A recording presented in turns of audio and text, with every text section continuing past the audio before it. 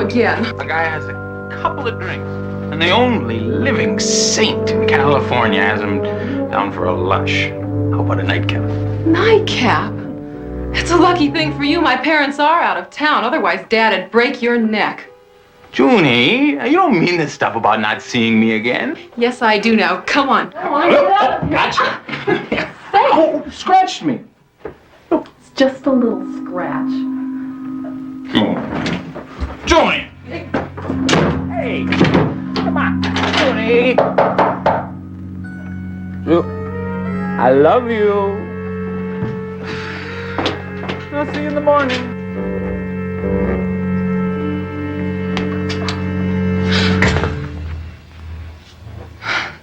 Dewey, what the devil are you doing here? In flagrante delicto, they say in law school. Caught in the act. Didn't Walt come home with you? Walt? Well, he just left. Are you going to tell me what you're doing here? Well, you know, me and my practical jokes, I figured I'd slip in ahead of you and Loverboy and throw a scare into him. Figured he'd swear off the bottle for good. Well, you sure scared me. My heart nearly stopped. I'm sorry, hon. I figured we'd all get a good laugh out of it, but I guess I arrived too late. Wow. Between two goofballs like you and Walt, a girl could end up just... Dewey, what's going on? Wow. Look at that. We better check out the rest of the house, June. Looks like somebody's been breaking in. Oh, Dewey, it's you, isn't it? You've stolen Dad's coins. Hey, come on, June. No, it's true. Look at yourself. It's that stardust you're on, that coke.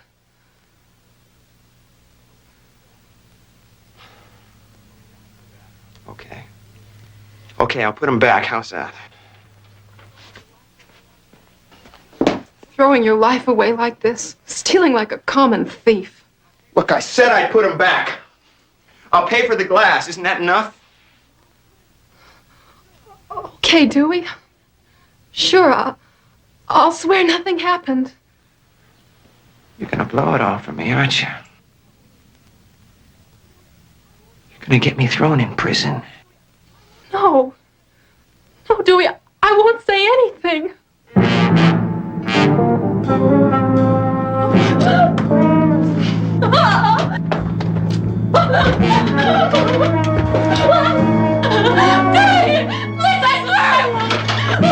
I'll die if they put me in jail. I'll die.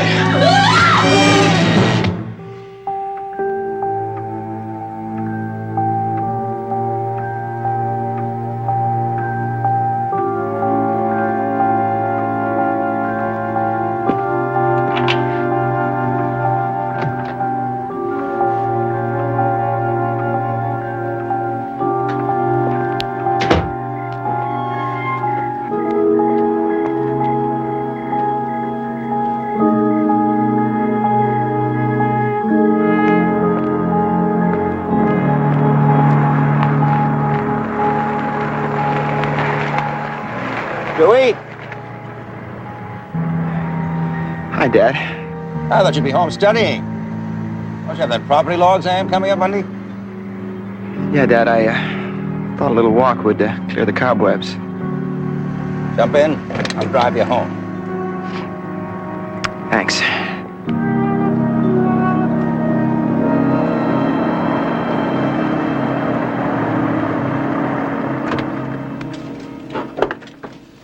I tell you the truth, Walt. I don't like getting in the middle between you and June. It's just going to make things worse. JR, she respects you. She'll listen to you. All right, but if I blow it, don't blame your attorney. Just tell her that I know what kind of a dummy I've been, all right? And I promise I'll stay off the booze as long as I live. Maybe the bell doesn't work. Why don't we?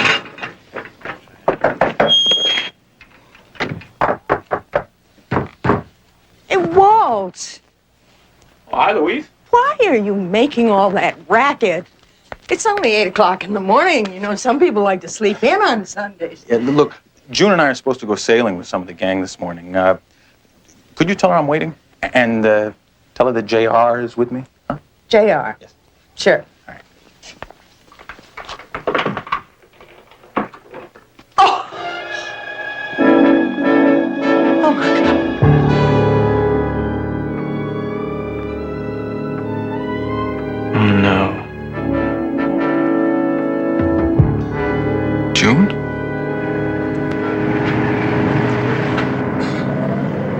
right, Mrs. Dalton, thank you. Think of anything else, give me a call, huh? You can go ahead.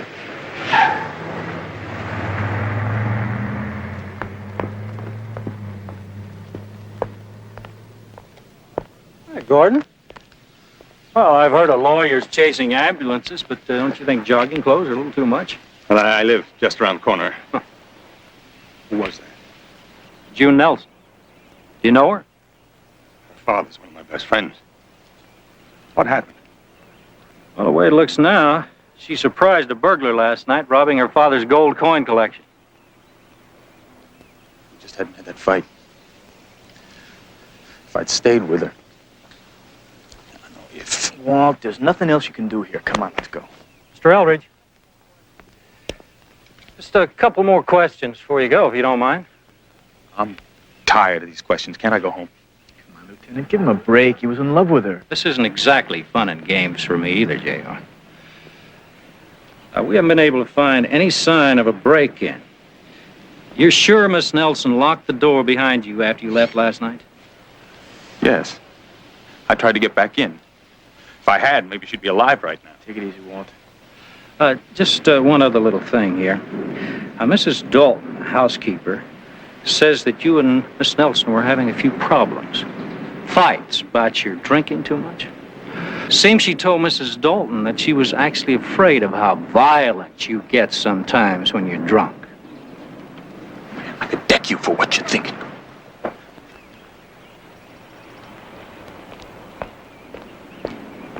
Does have a pretty good temper, doesn't he? Like I said, he was in love with her, Lieutenant. Yeah. Be with you in a minute, Gordon. Mr. Lassiter? J.R. Jones. Dewey introduced us when you were giving your lecture on the McNaughton rule. Oh, yes, I remember. Excuse me. Walt, wait a minute.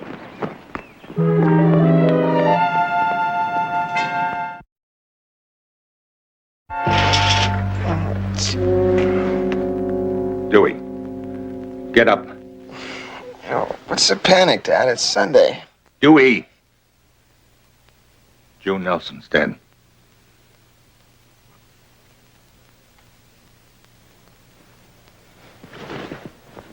June's dead?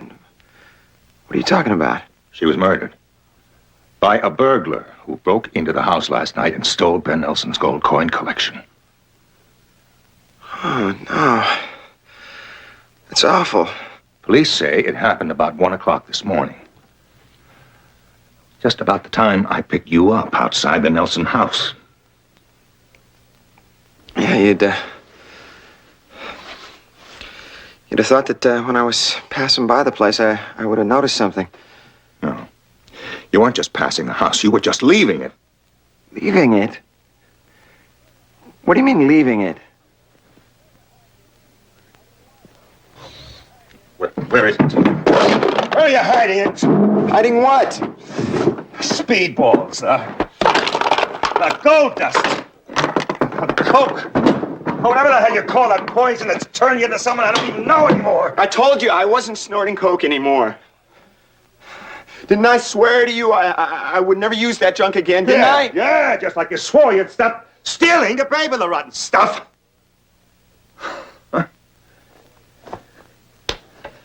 Swore you'd stop breaking into houses. Swore. On the memory of your mother. You think that I killed June? Oh, please, Dewey, no more lies. Dad, June and I grew up together. How could you think that about me? Gotta believe me, Dad. Please.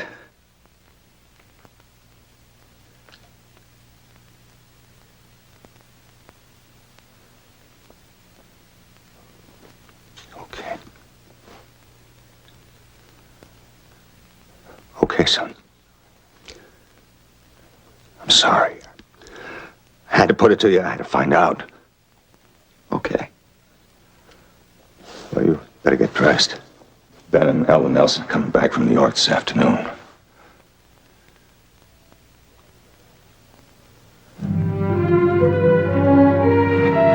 What is that?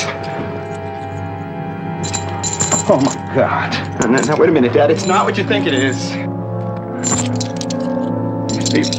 These are by Nelson. No, those prints are mine. I got them from a guy last night. Liar!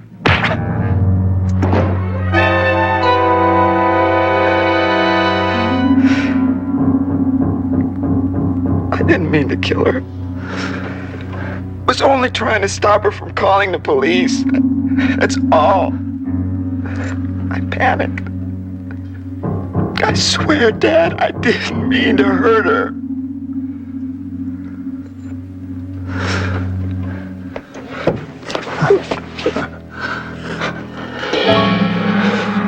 Oh, Dewey. What am I going to do? Help me, please, help me. I don't know how. You'll think of a way, Dad. You always do.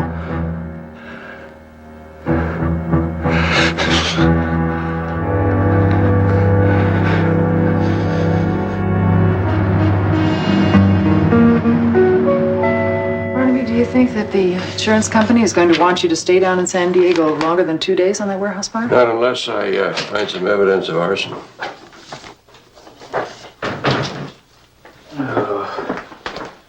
Well, Jedediah, you look like a fella who didn't do too well in his property law examination.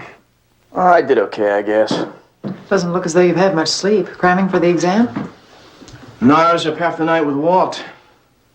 June's death really put him away. Well, listen, why don't you go on home, sack out. I can hold down the fort here. Barnaby Jones Investigations. It's a good idea. I think I will. Just a second, please, JR. It's Walt Eldridge. He's down at police headquarters.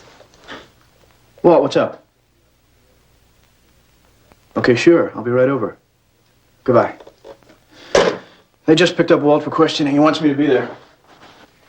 No offense, Jedediah, but don't you think he'd be better off with a full-fledged lawyer? Come on, Barnaby. Walt's a long way from needing a lawyer. Besides, half a lawyer's better than none.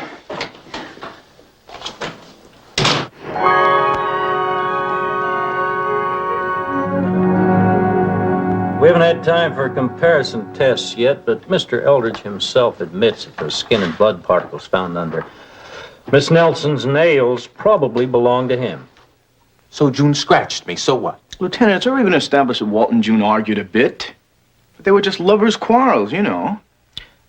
JR, you're in here on a pass because you're his friend. Just as soon hear it from him. When I left June, she was alive.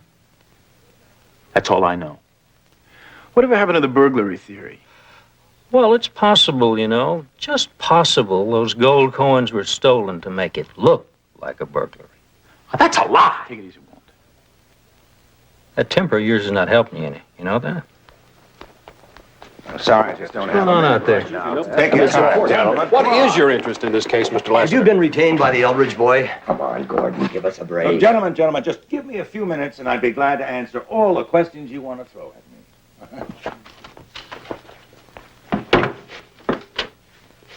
What are you doing here, Gordon? Well, my son Dewey tells me one of his classmates might need some legal advice. Finding him in your clutches, John, apparently he does. You mean you're here to represent Walt? If that's all right with you, son. Even if I needed a lawyer, Mr. Lassiter, I couldn't afford you. Justice is served, Walt, not bought.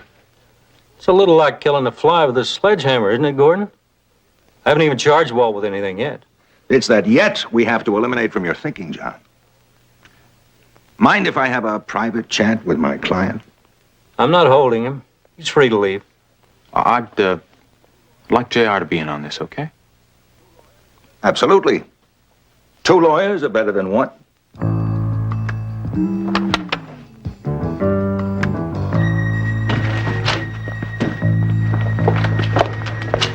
Lieutenant, I think you better start looking for that burglar again. We've got the best defense attorney in the country on our side now.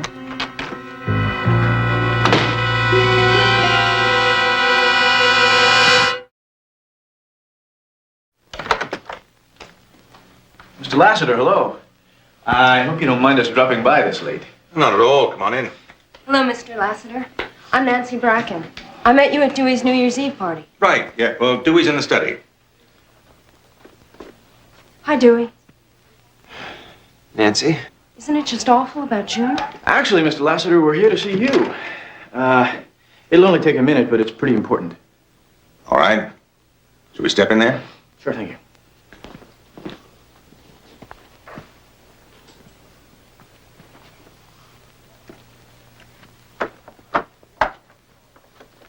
Well, JR, what's this all about? It's about Walt's temper. Yes. I've already cautioned Walt. The police think he might have killed June in a drunken fit of anger. Well, sir, I think we can take the heat off Walt by completely disproving that theory.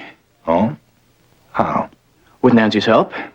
She can tell the police that June was always threatening to leave Walt, and each time they just get back together again. Except the last time. It can be effectively argued. Not if we can establish a long-standing pattern of behavior. Nancy? It's true, Mr. Lassiter. Oh, June would tell Walt she'd never see him again, things like that. And they'd split up for a few days. Then one of them would pick up the phone, and they were right back together again. You see? I mean, why would the threat of a split turn Walt into a killer when each time things would turn out okay? The point's well taken. Nancy. I gather you knew June well. We were best friends. Well, did she tell you that she and Walt fought? Not just verbally. I mean physically. You mean like a punch-out? Yes, I'm thinking of a recent incident Walt told me about. Just a few weeks ago, June got jealous of a girl Walt was flirting with. Did she tell you she threw a beer glass at him? Yeah, sure. But throwing isn't like hitting. But the threat of violence is the herald of violence to come. Wouldn't you say? I don't know what you mean. Didn't June say she got so angry at Walt that night, she asked another boy to drive her home? Yes? Now, hold on, Mr. Lassiter. Nancy's on our side. Well, we'll see about that. Now, Nancy, in your own words, tell us what happened next. Walt got mad, too. And he told her to get out of the car. And she said no, that they were through. Now, what did June tell you Walt said to that? That he'd break her neck if she ever left. But he didn't mean it. He was always... That's enough. Now, wait a minute. You can't dismiss a good character witness like that. Let her testify to Walt's attitude at the time and his tone of voice. He said he would break her neck. Now, that's all the police or a jury, if it should ever come to trial, would have to hear. His attitude, his tone of voice. Irrelevant. All right, okay. I'll try and dig something else up. Don't misunderstand me, Jane. All right? I'm used to working with my own investigators. Professionals who don't waste time developing leads that go nowhere. So, I'll try to dig up something else for you to do. Thank you for your help, Mr. Lassiter. Dewey? We'll find our way out. I'll be in touch, J.R.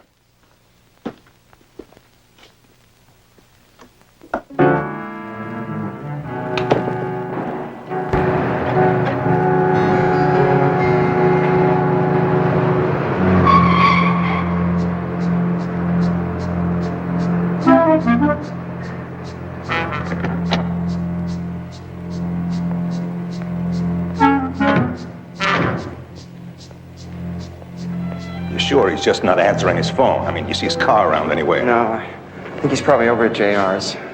Whistle if you hear anyone coming.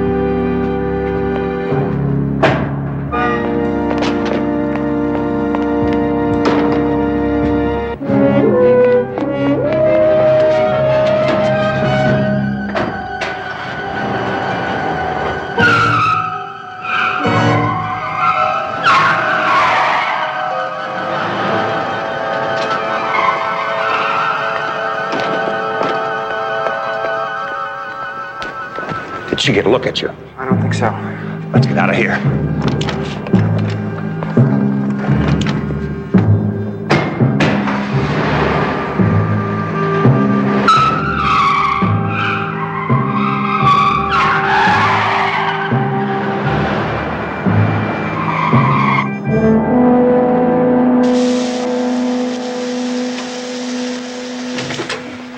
Holy cow, what happened? I don't know, Mr. Smithers. I put my money in, I turn it on, and boom, I get April showers. What's this? I don't know. Hey, those look like gold. 8 $20 double eagles. Who could they belong to? This guy I read about in the papers, he had 8 of these.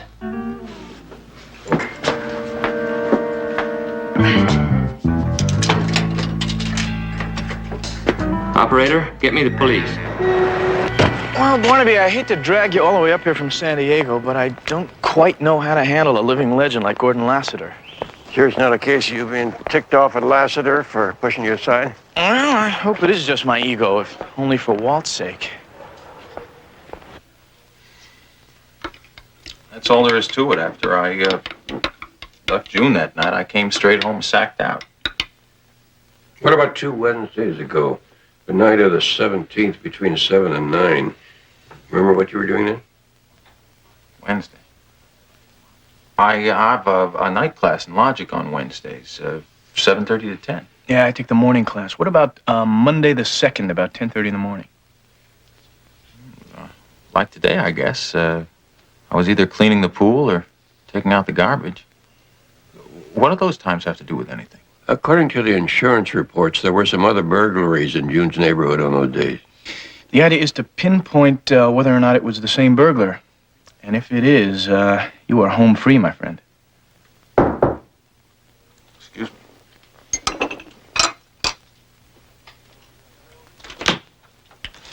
Mr. Eldridge, placing you under arrest for suspicion of murder in the death of June Nelson. John, you sound as sure of yourself as a man who's read tomorrow's newspaper. Maybe. These were found hidden downstairs in the laundry room. Oh, that's crazy. Mr. Eldridge, you have the right to remain silent. If you give up the right to remain silent, anything you say can and will be used against you in a court of law. You have the right to speak to an attorney and to have an attorney present during questioning. What? How'd it go? Not bad if you're into saving the taxpayers the cost of a trial. You mean he wanted you to plead guilty? You've got to be kidding. I told him no way. I gotta go for broke. All right, Eldridge. Let's go. Oh, what's the story, Barnaby? Lassiter certainly didn't build up a reputation by giving up without a fight. Maybe working for nothing has lost its charm. Yeah, well, I'm not going to throw in the towel. So why don't we go over to Walt's apartment building and check that manager's story? You go ahead. I'm going to see if my friends in robbery have anything on those burglaries in the Nelson neighborhood. Okay, see you later.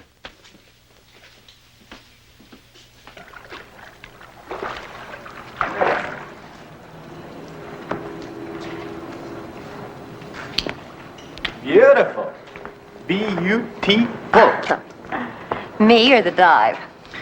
Well, Cindy, diving is not one field in which I'm an expert. Uh-huh, you already know my name. That makes you an expert in picking up girls then, huh? Tell the fellas, you can't win them all. Wait a minute. I'm not trying to pick you up, honest. Adding insult to injury, huh? Bet you make a lot of friends that way. Look, my name is J.R. Jones. Your manager pointed you out to me, and I just want to ask you a couple of questions about the guys you saw in the garage last night. Why, you a cop? No, I'm not a cop. I'm a friend of Walt Eldridge. Oh. Walt's arrest have anything to do with this? It might. Do you remember what the guys looked like? Well, there were 2 of them. I didn't see much of the one who hid in the laundry room. And the other, I just got a quick flash of him ducking behind a car. Tall, short, fair, dark what? Kind of medium height, nice build, fair-haired. Could have been 22, 26. Do you think you could identify him if you saw him again? It's pretty dark. I don't know. Maybe. Thank you, Cindy. I appreciate it. I know Walt does, too. Hey. Don't go away thinking you have to lose them all either. Never entered my mind.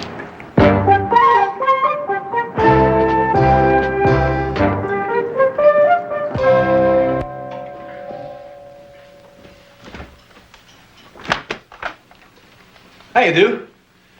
Where's your old man? I want to talk to him. My old man? What's so funny? My old man. What are you laughing about? Don't you know Gordon Lassiter's a god? You don't refer to God as your old man. You don't just talk to him. You kneel there at his shrine and worship him. Dewey, what are you on? I guess I must have sopped up a little too much beer at lunch. Dad'll be home in a little while. What's it about? Did he tell you that Walt's been busted? Yeah, those coins. Dumb, wasn't he, leaving evidence like that around his own apartment house? I see. You two already have him tried and convicted, huh? Hey, now, wait a minute. Walt's my friend, too. But, those were the coins from the Nelson house. There's no doubt about that, is there? Which means that whoever killed June probably knew Walt, too, and knew that he'd make a terrific patsy. Frame? Why? If it's just some burglar, why would he go to all the trouble of hanging it on Walt? Well, I don't think we're dealing with an ordinary burglar here. I think this is the same guy who's been ripping off this neighborhood for the past couple of months. Somebody who knows his victims personally. Now, I figure that June must have come in on him, recognized him, so he killed her. And then to take the heat off of himself, he framed Walt. Wow. If you could only prove that. Well, there was a girl in the garage last night who says she saw somebody in the laundry. My hunch, it was the guy who planted the coins. Are you saying she actually saw him do it? No, but she said there was another guy with him. And there's a chance she can recognize him. And if he turns out to be our neighborhood burglar, you know the rest. But, so dark in that garage, especially near the elevator. How could she have gotten such a good look at him? Well, she says she saw enough to know that he was mid-20s, medium height, fair. How did you know it was dark by the elevator? Well, I drove over to see Walt a couple of nights ago and parked there. Maybe one of the lights was out.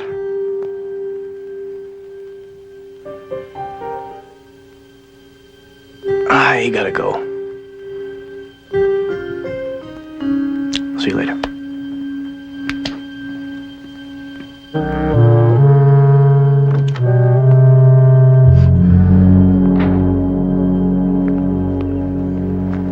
JR.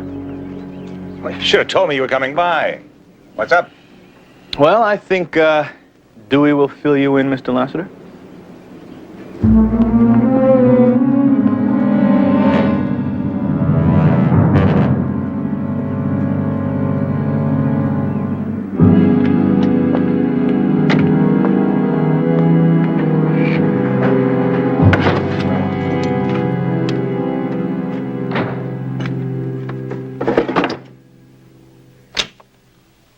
Why was JR here? I think he knows. Knows what? That I had something to do with it. You're flying again. How can you know anything when you're like this? Famous Lassiter intuition, that's how. That girl in the garage last night. She pointed him straight at me, and now he's going to keep digging until he has it all. First June, then Walt, now young Jones. Once it starts, there's no end to it, is there? JR? He's left us no alternative, has he? Barnaby, all of the victims of the burglaries in June's neighborhood were friends of the Lassiters. Now, I'm telling you, Dewey is our man. He's got to know the layout of all of those homes. Oh, boy. Before you go galloping off on that horse, let's see that you got a saddle under you. All right. Exhibit A.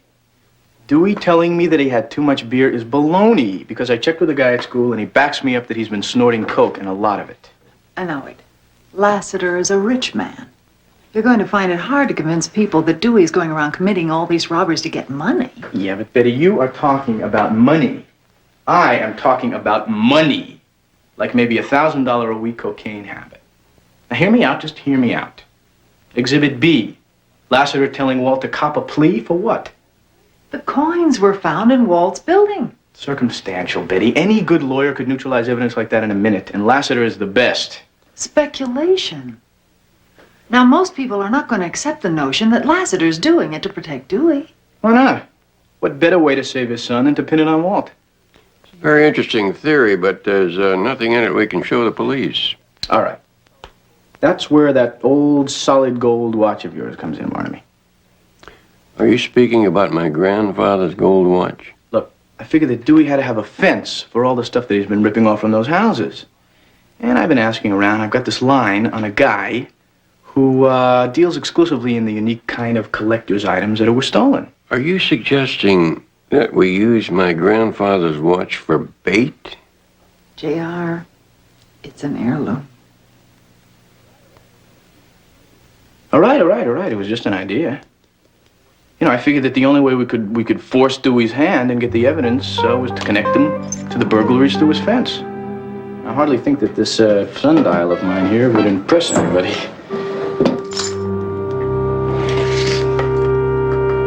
Jedediah, I'm willing to make many sacrifices in the interests of justice, but losing this watch is not one of them. Barnaby, I promise you that I will take care of this. And if I don't, you can count on one thing. I'll kill myself. Thank you.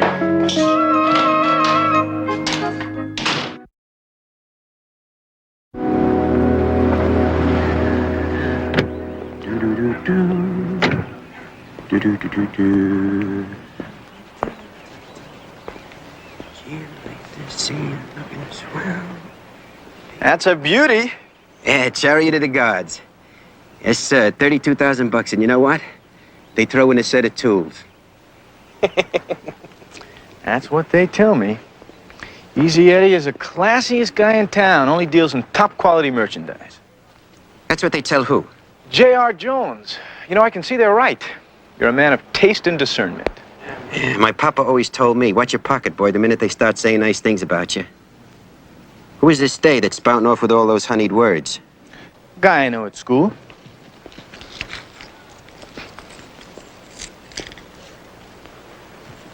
What do you think?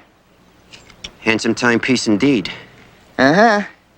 They tell me it's worth over $3,000. And this is just a small example of the kind of items I can supply. Who sent you, my man? I can't really say, I promised. Well, then I would say you're involved in highly illegal activities of which I want no part.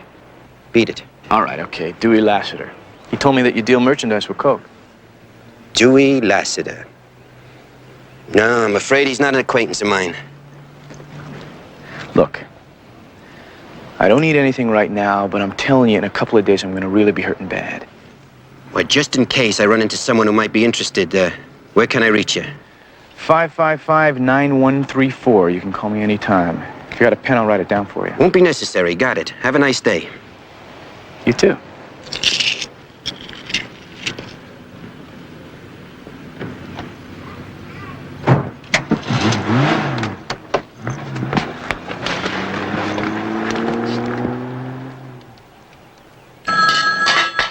I get it. Hello? Hey, Turkey, you know why they call me Easy Eddie? 'Cause I ain't. What do you want? Man, what the hell are you doing spreading my name around? I don't know what you're talking about. Yeah, well, some dude dropped by looking a deal. Says you gave him the word. Who was it? I don't know. He knows you from school. J.R. Jones, he said. No, it's a setup. Stay away from him. What's the matter? Hold on. It's the fence I've been dealing with. It says JR's been to see him, wants to do business with him. I told you he was on to me. Dad, what are we going to do? All right, just calm down. Tell this fence he's got to do something for you. I can't. Do it. Tell him he'll take a fall, and hard, unless he does exactly what I say. Hello, Eddie. Listen, we'll take care of it. But there's something you've got to do. JR's not stupid. He knows Eddie will check him out with me, and the minute Eddie calls him back, he'll know he's being set up. I've already anticipated that. But the police, they'll be waiting. I don't think he'll want to scare you off till he's sure you've taken the bait. I figure there'll be just enough time to do what has to be done. Well, you have to do it without me. I'm not going. I anticipated that, too. All right. I'll handle it myself. Just like I always have. Yeah, you take care of it for me. After all, I'm only a mere human being. I'm not perfect like you. I never asked you to be. Sure you did. You wanted me to act like you. You wanted me to dress like you. You wanted me to be as smart as you. I couldn't even decide what I wanted to be. I had to be a lawyer, just like you. I never wanted to be a lawyer. Look, after this is over, we'll talk. Yeah, sure, we'll talk.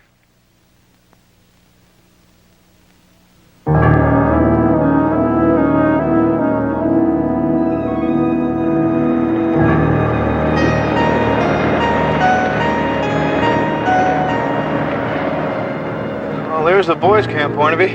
Must be where Eddie set up the meet. What do you think it's going to be, Barnaby? Dewey, his father, both of them, or is Eddie going to check me out again?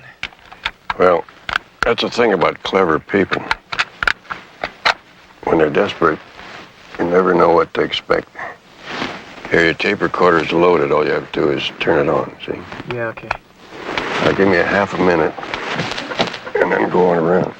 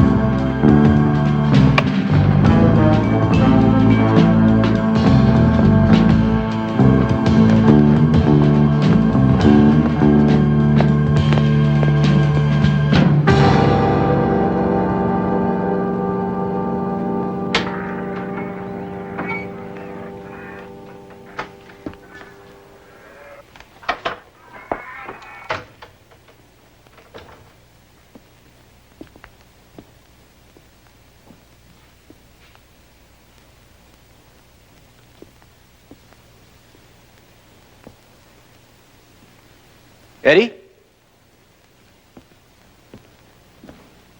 Nobody around here. Looks like we're going to have to do some heavy leaning on your friend E.G. Eddie. Let's go. Yeah, well, it was a long shot anyway.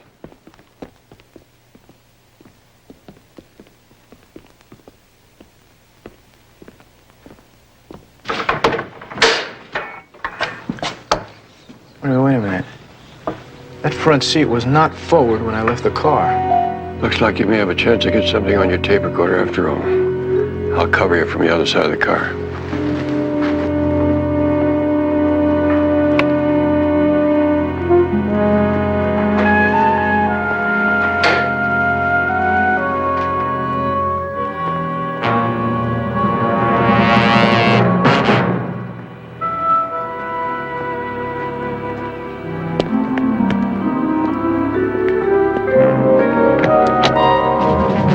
Get in, JR. You gonna take us for a little drive? I'm disappointed, Mr. Lassiter. I thought it would be Dewey. It should have been. Unfortunately, he can't handle his own mistakes. Which was killing June. And yours is trying to cover up for him. He's my son. I'm doing what I have to. Get in. Dewey!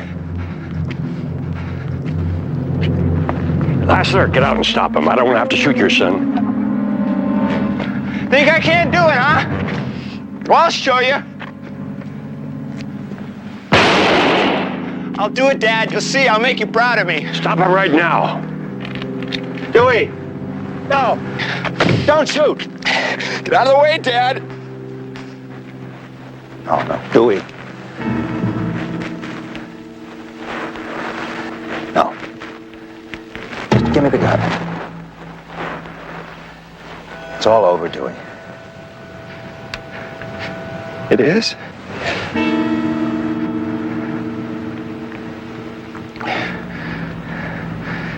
It's great.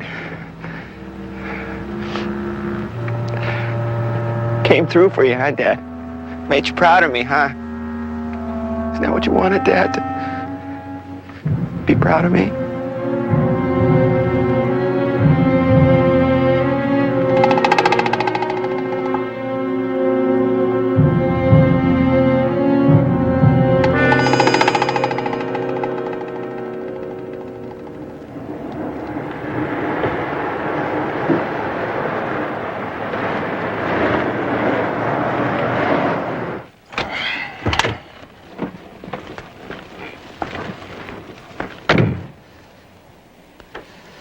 You know, checking out of jail, the thing that still got me shaken up is seeing the great Gordon Lassiter being booked and fingerprinted along with Dewey. Well, if you think that's something, wait till you see the great Gordon Lassiter in court trying to defend himself along with Dewey. That may be Mr. Lassiter's ultimate mistake. How's that? Well, if it's true that a man treating himself as a fool for a doctor, same thing might be true of lawyers. Well, thanks again, JR. Mr. Jones? Walt, we'll see you in class. Oh, Jedediah, how about some dinner? On me.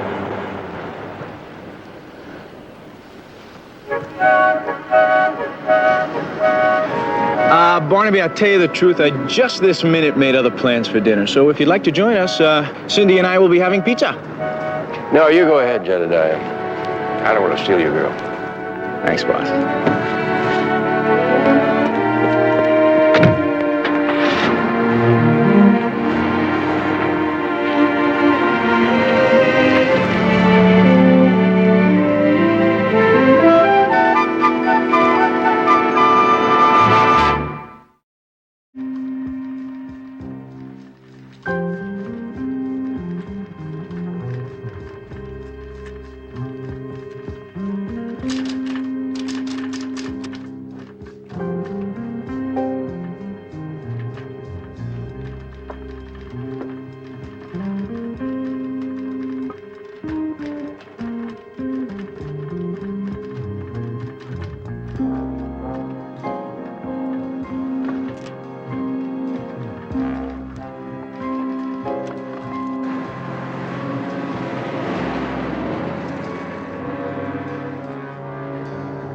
I don't know why I let you talk me into these things. Will you relax? Oh, will you look at the time? I'm telling you, there's nothing to worry about. You know, the last time you said that, we walked into a booby trap in Vietnam. So I made a little mistake. You're the lawyer. Sue me.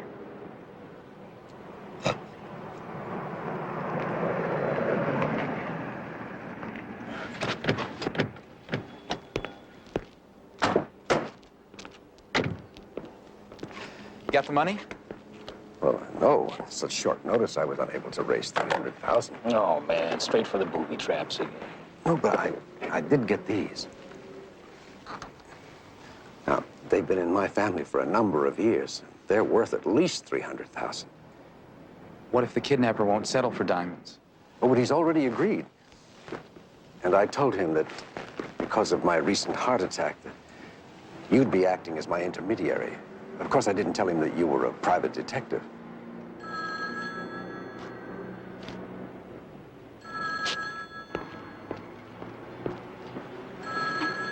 Hello?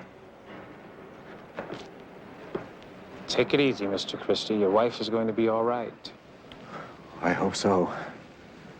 I don't know what I would do if anything ever happened to Andrea. Right, bye.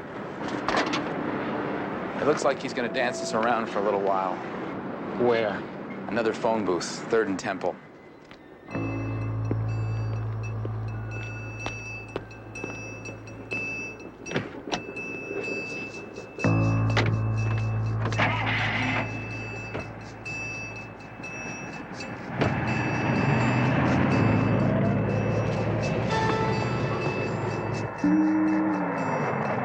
Al, I'm heading down 3rd now. Temple coming up in about a half a block.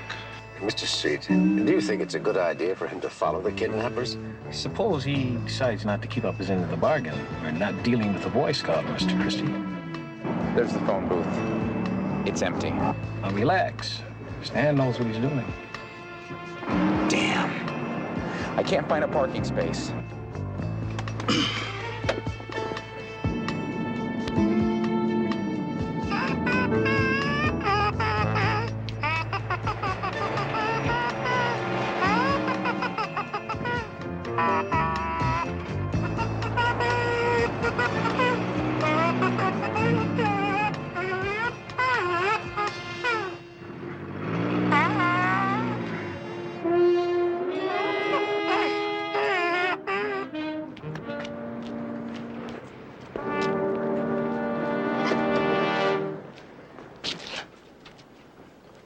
Thanks, they're already dirty.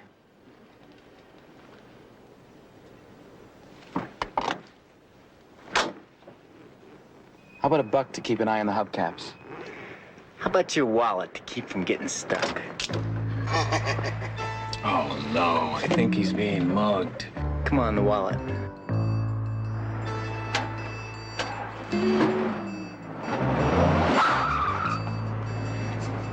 Did it ever occur to you guys that I might be an undercover cop? You turkeys are under arrest. How about the watch?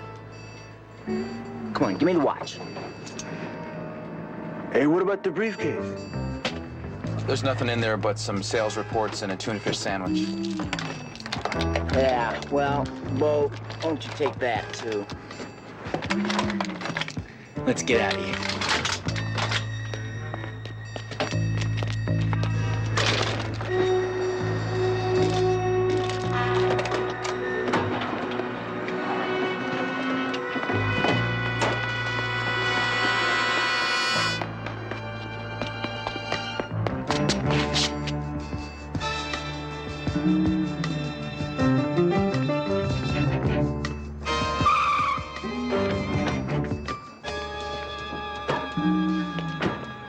You all right? Yeah, but they got the diamonds. Oh. No.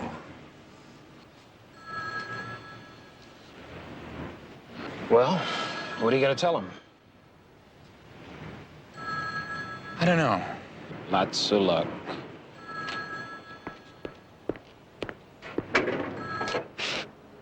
Mr. Christie? Your heart, you feel all right? What are we going to do? I don't know, but Stan will think of something. I remember once we were in Vietnam, we were pinned down by enemy fire, and Stan came up with a brainstorm that would have made General Patton proud.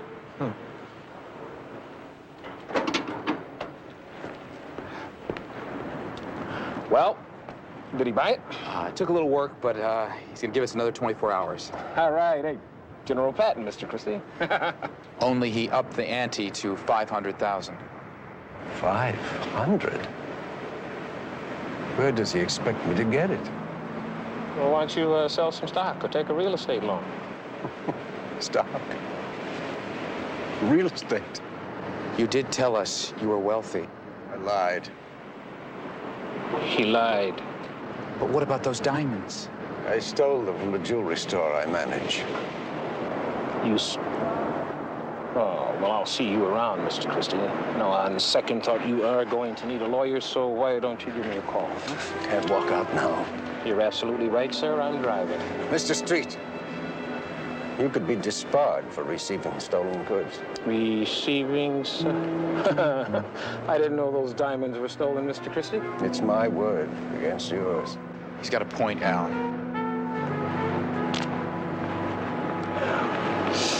How did I get myself into this?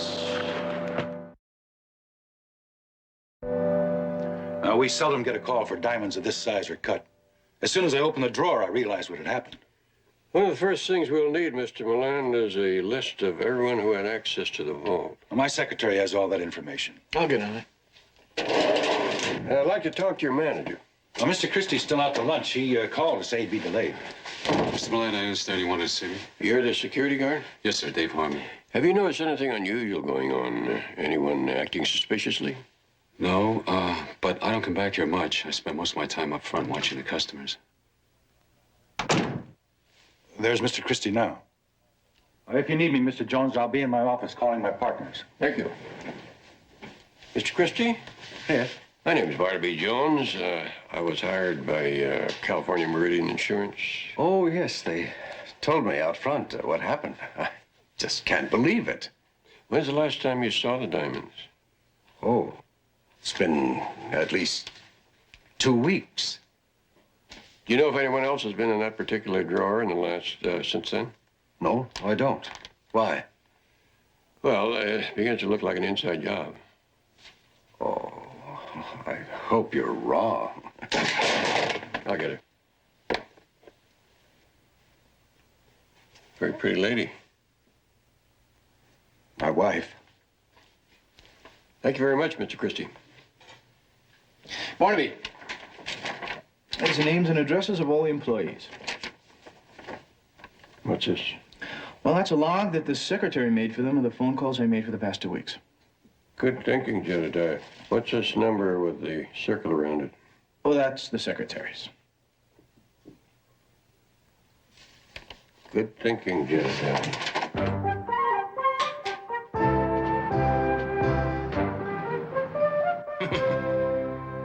Okay, if you haven't seen 300,000 in diamonds floating around, has anybody tried to fence a $50 watch?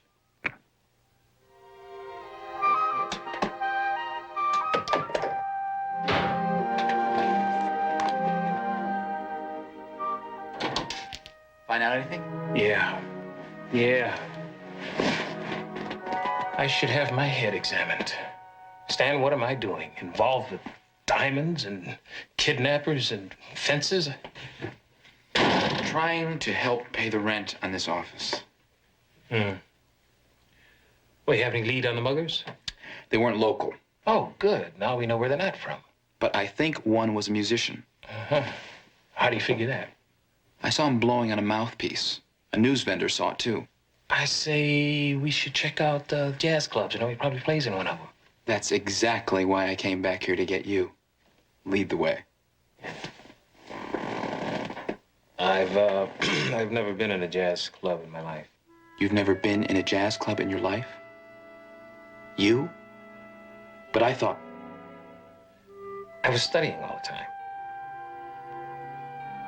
Where's the phone book?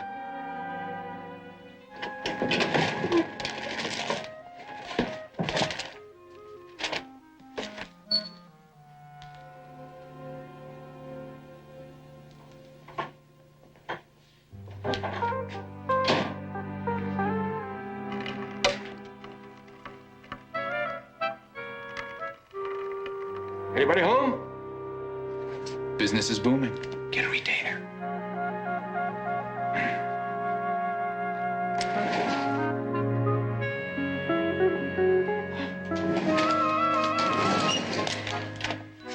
Can I help you? Mr. Donaldson? Yes. I am Stanley Donaldson. My name is Barnaby Jones. The private detective? Yes. My associate, Jedediah Jones. What can I do for you? Are you handling a case for Warren Christie?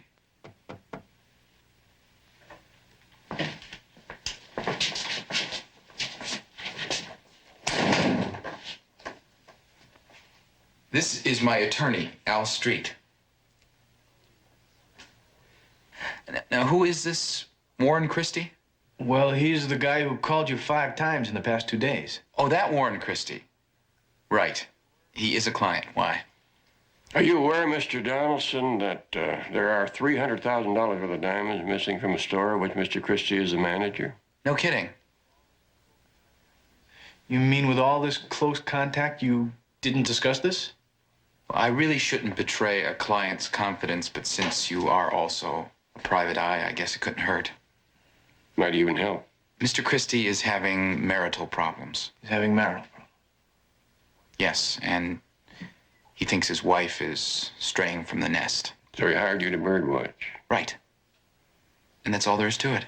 Well, Jedediah, looks like that's one more suspect we can scratch off the list. Thank you very much. Anytime.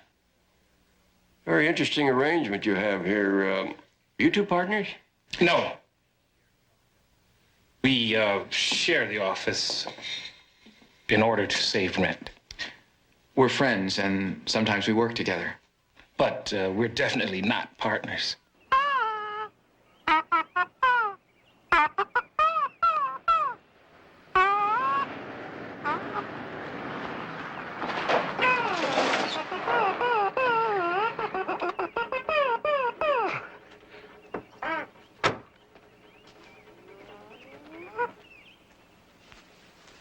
Any trouble? Didn't even work up a sweat. Good. What's up?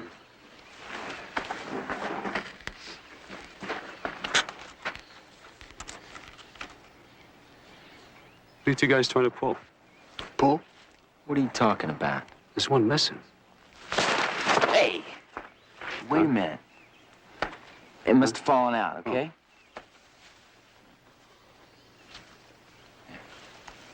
That's better. Where's our money? There's 1,000 apiece. Now you two get lost. You understand?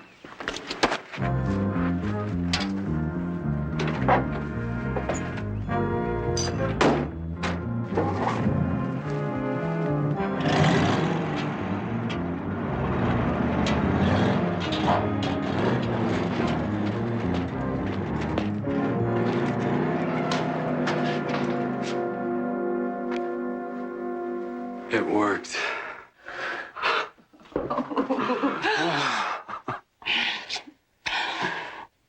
I'm so glad it's over. Now we can go away. No. Not yet. You said as soon as we got the diamonds. Honey, just another day. 24 hours for $500,000 more. But my husband's not well. He has a bad heart. Nothing's gonna happen to him. Look, all he has to do is reach in and grab another handful. It's that simple. Then we're on our way. No looking back. Just one more day.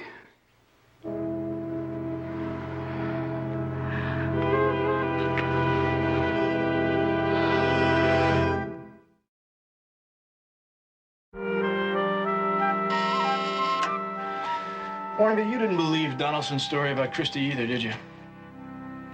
No, I may be wrong, Jedediah, but to me, he seemed a little too cooperative to be convincing. Mm-hmm. Well, it doesn't seem to be anybody home. Hi. Excuse me, but you wouldn't know where the Christies are, would you? I think Warren works late tonight. What about Mrs. Christie? Andrea, a funny thing, I haven't seen her for about 3 days. Maybe she's on a trip. Why do you say that? Well, because we park right next to each other, and I haven't seen her car. It's kind of handy to have around.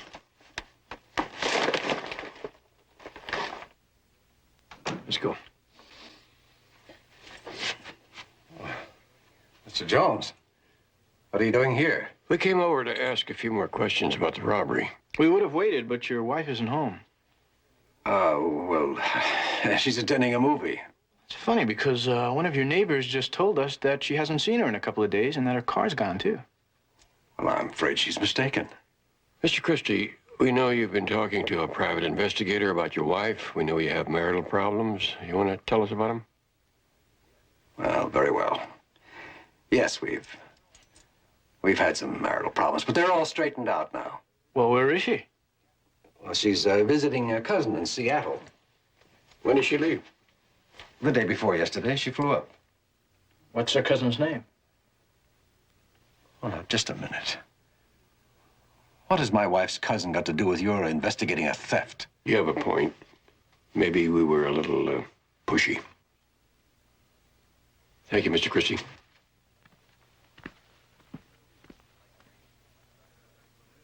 Like a drink? Yeah, I'd like one real bad, but I'd also like to see my son graduate USC this spring, so I'll pass. Rambo, this is my friend Al Street. Hey, what's going on, man? Hey, hey, man, I've been black too long for that jazz. Just slip me 5, will you? That's cool. He never figured it out anyway. This cat you're looking for with the bandana headband. What color? Red with a little design. Oh, no, man, not the headband, the cat. Was he black, white, in between? Caucasian. White. Did he have stringy blondish hair and look like he was allergic to soap? Smelled like it, too. And like I said before, always working with a mouthpiece. He's bad news. What's his name? Woody March. Plays a pretty good horn, but plays most of his gigs in jail. Do you know where he lives? Not a clue. This cat's a real gypsy. Hey, you might try the Musicians Union. Thanks, Rambo. Anytime, baby. Say, what's your son gonna be? A lawyer. Whatever happened to boxing is the way out of the ghetto. Later. Yeah, baby. Well, Andrea's car isn't at the airport. Thank you. According to reservations, she wasn't booked on any flight to Seattle. That's very interesting. Well, maybe she changed her mind about flying up there and drove. Maybe. But nothing changes the fact that Christie hired a private detective after his wife left. Why, if they had already solved their marital problem? I still don't see the connection between that and the theft. That's what we have to find out. Let's go get it at.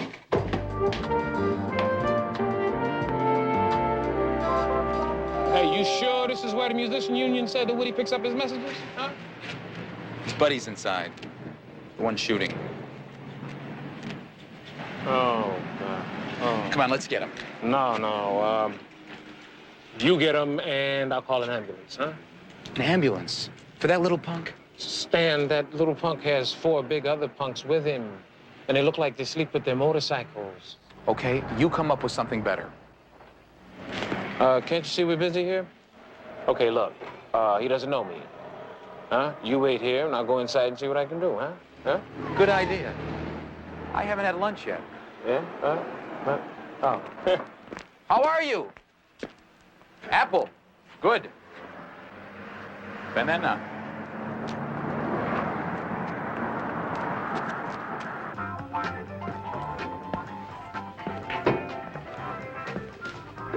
Hey. We get 2 beers. One for my partner. Hey, Bo. Good News wants to buy you a beer. I know you? No. We know you. Yeah? Thanks for the beer. We also know what went down on 3rd and Temple yesterday. What you talking about? I'm talking about rocks, diamonds.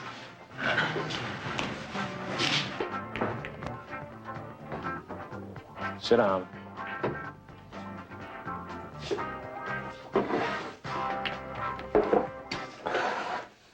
Where are you? The organization. What organization?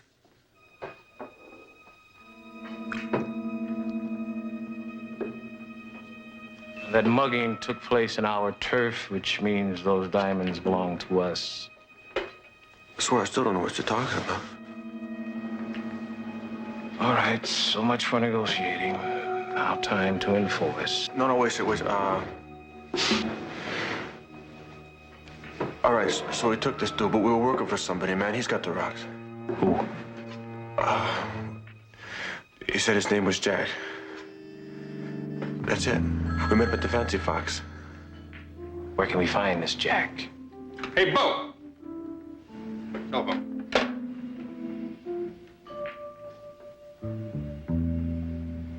just don't forget. Come back. Yeah, right.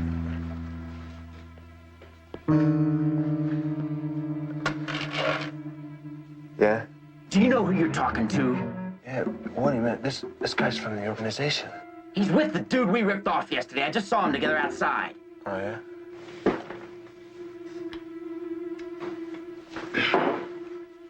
Yeah, okay.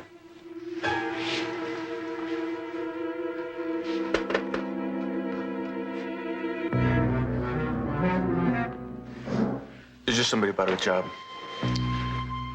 No, you were gonna tell me where we can find this Jack. Yeah, right. Well, I never got his address, man. But I remember how to get there. Come on, the car's out back. I'll take you to him.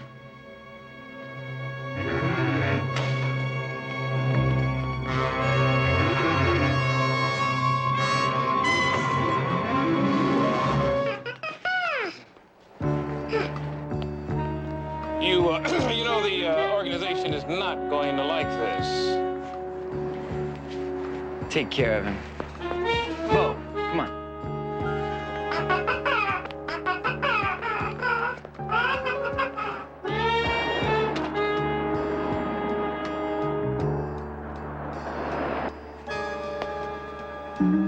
Gentlemen, I think maybe we could reach a compromise. My name is Alex Reed. I'm an attorney at law. I have an office downtown. If you come, no!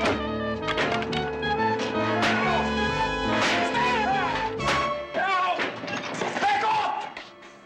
Damn it, I'll pop the next guy who moves. No, don't pull that gun, Stan. Don't, you'll kill another guy. Come on, man. You know if you pull that gun and start shooting up the place, the cop will be looking for us in this state too. Don't do it. Don't do it, Stan.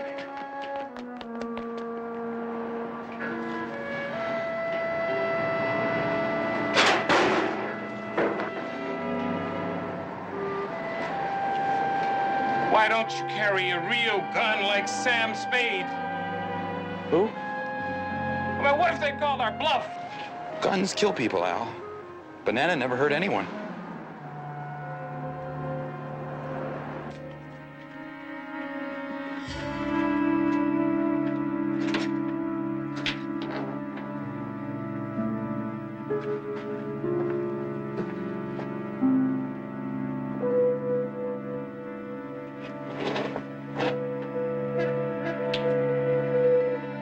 Why, Mr. Christie?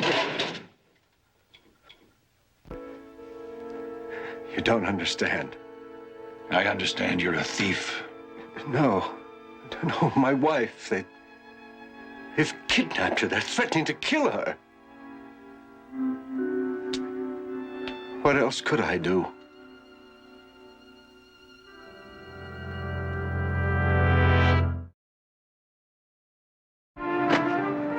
After Mr. Donaldson convinced him that we had lost the diamonds, that we weren't trying to double-cross him, the kidnapper told us that he would give us another 24 hours. He's to call my place at 2. And that's the whole story. Well, now I say we call in the police. That won't get your diamonds back. And what's more important, it might cause Mrs. Christie's death. Then what do you suggest? I suggest that we go along with the kidnapper's new demands. Only this time, Jetta and I will see where they lead us. Yeah, but the only thing is, we don't have any more diamonds to make the payoff. Oh, excuse me, Mr. Milan. Now, what is it, Dave? I just want to tell you I'll be leaving that doctor's appointment I have this afternoon. Who's taking your place? Ben Tyler.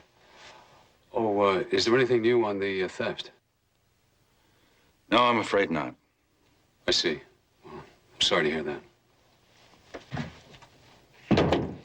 Well, I guess it's about time we start standing by for the phone call. You ready, Mr. Christie?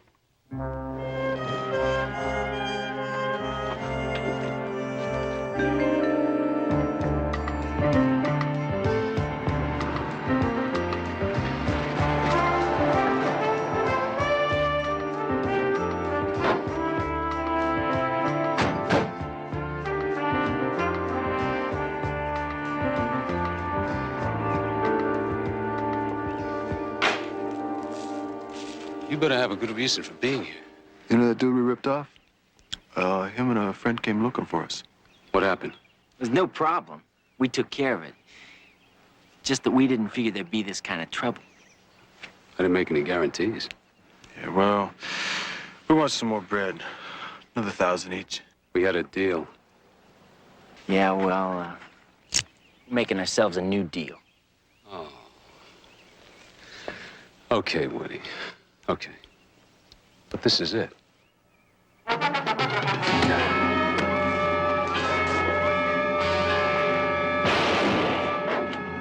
on, Bill!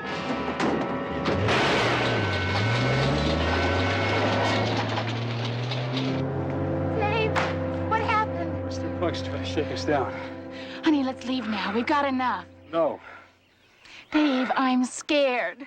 What if those guys come back or go to the police? They can't. Now, come on.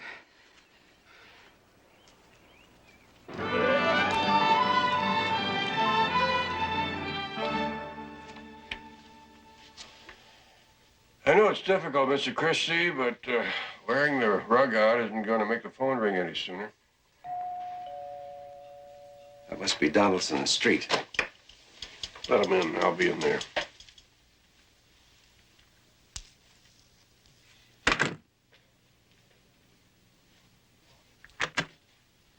Did he call yet? No. What about the diamonds? We're close.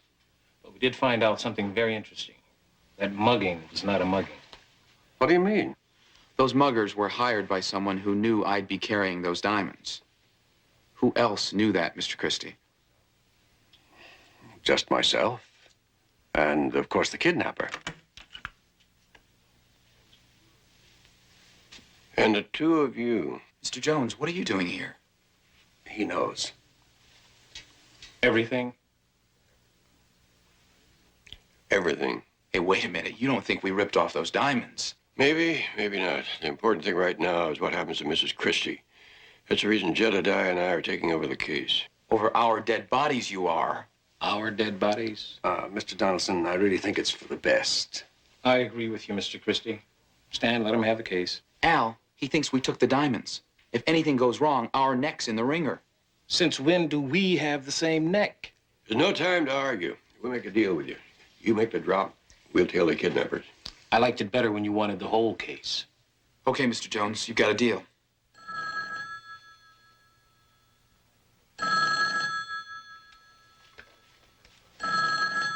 Will I tell him about the diamonds? Ask for more time. Hello? You have the stones. Yes, I'm getting them.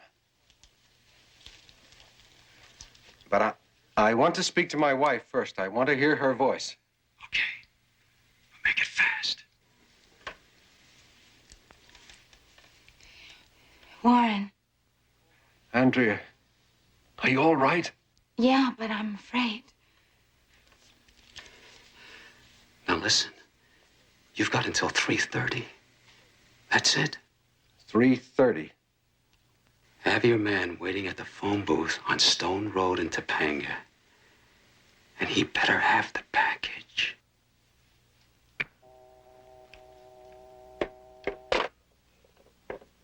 Well, at least I know she's still alive. Hey, hold it. The tap just ran dry. We're not thirsty. All we want is a little information. Well, then why don't you go down to the library? It is right down the street. They didn't have Woody March's address. The librarian said you did? Woody March. Now, why didn't you just say so in the first place? Don't go away. Right here. Granny!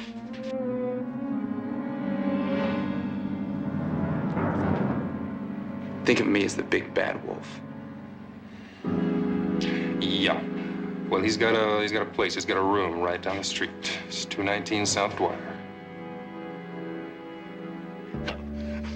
Woody, it hurts, Woody. It feels like I'm all burning up inside. Just hang in there, Bo. I'm gonna go get a doctor. Just hold on. Okay, Woody.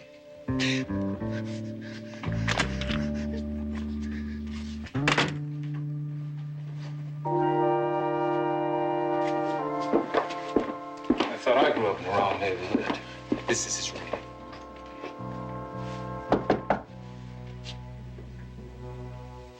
Isn't that all? Move over.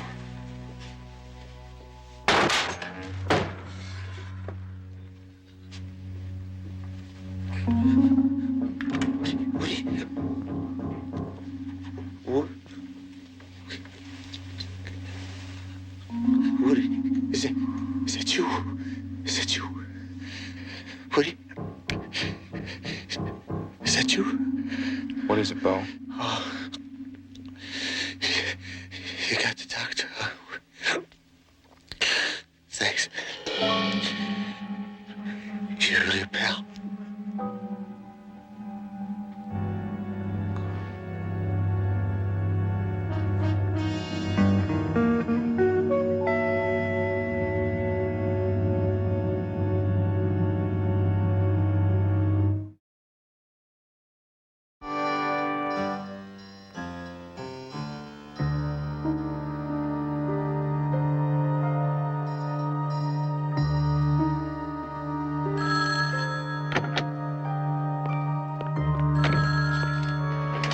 Yes. Did Betty ever finish checking them out?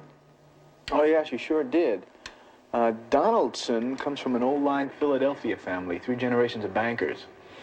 After Vietnam, he came out here to go to school, and then he supported himself by working in a security agency, and then opened an office of his own. What about Street? Well, now he made it the hard way. Pumped gas, and he washed dishes, and still graduated at the top of his class in law school. He met Donaldson in Vietnam, and they've been friends ever since. I think I've been a little hard on him. Barnaby is finished.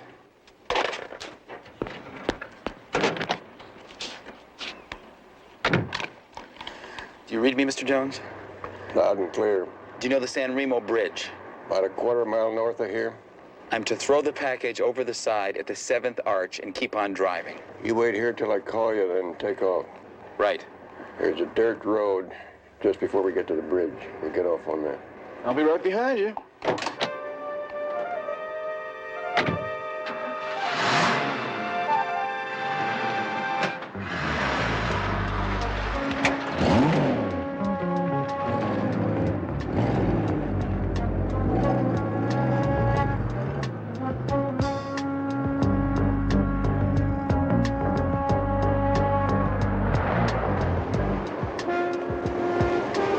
Donaldson, take off.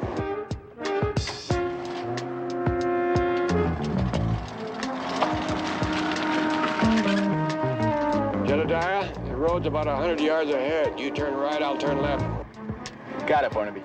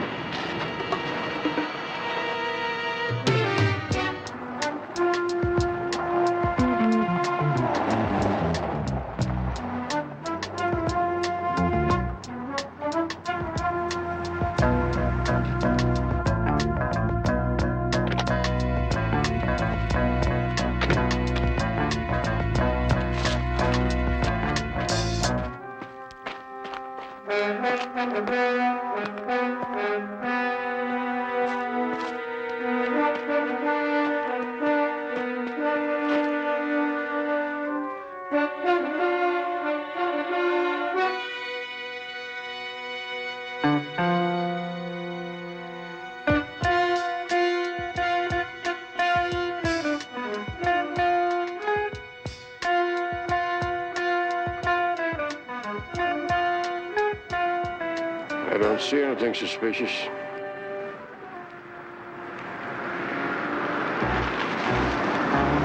I'm approaching the bridge now.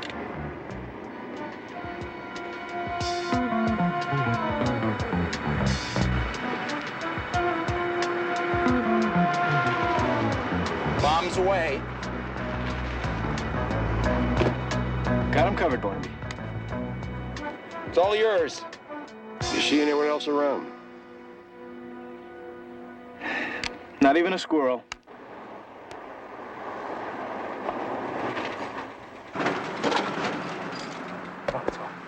Come on.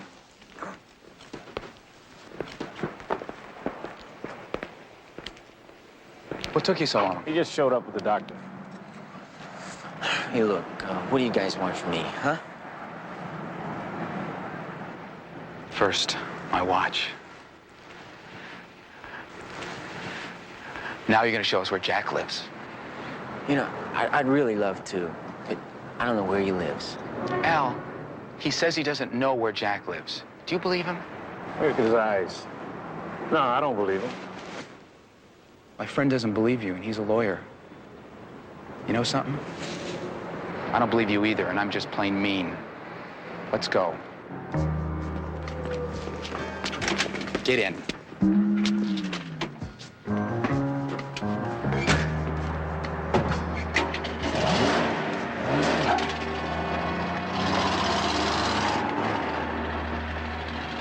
Looks like just a dry run, Barnaby. Hold it.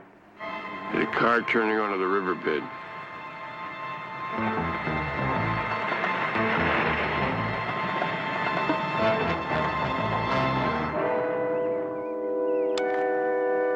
Barnaby, that's David Harmon.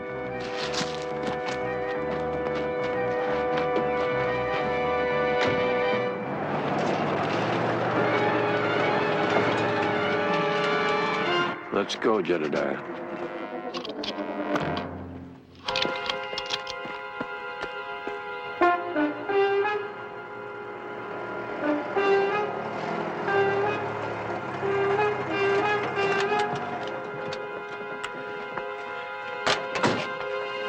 Where's the cabin? And you just go down that wash, and it's right over there.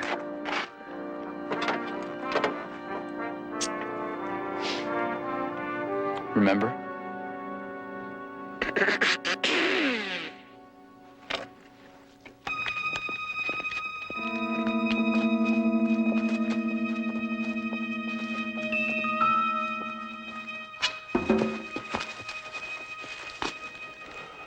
Looks deserted. You go that way.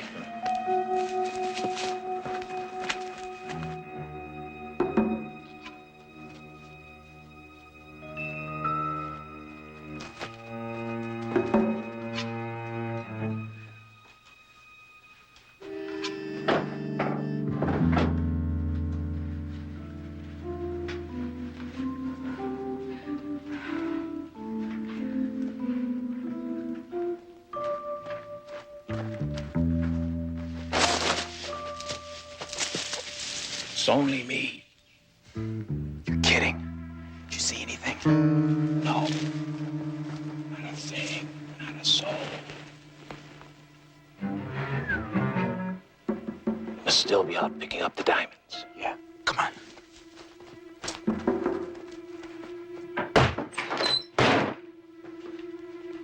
Her pulse is steady. Maybe she's been drugged. Start looking for the other diamonds.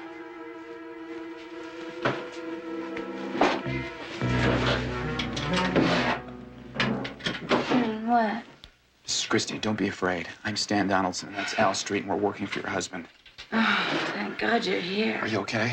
Yeah, I'm just a little weak. Maybe better try walking around a little bit. Oh, There you go. You okay? man.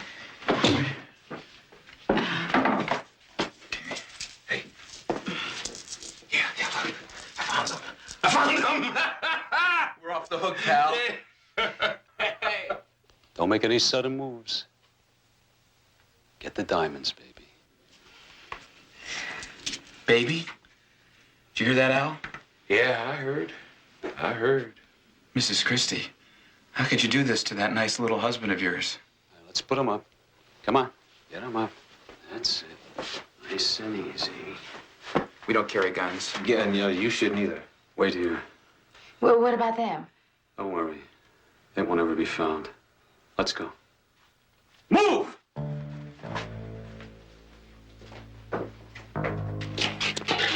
All right. Over to those trees. You know, you got us into this, Stan. He's gonna get us out there and kill us, man. It's gonna be goodbye, sweet world. Well, Al, what do you want me to do? He's holding the gun. Yeah, I know it. I know it, and I ain't going. I ain't going. Get up. No, sir. No, sir, I'm not going. All right. And you're gonna get it right here. Al, he's not kidding.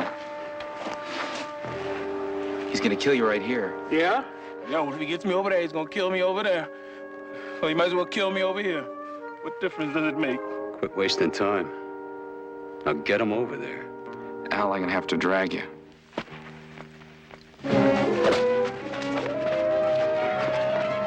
That's it, Herman. At this distance, I never miss.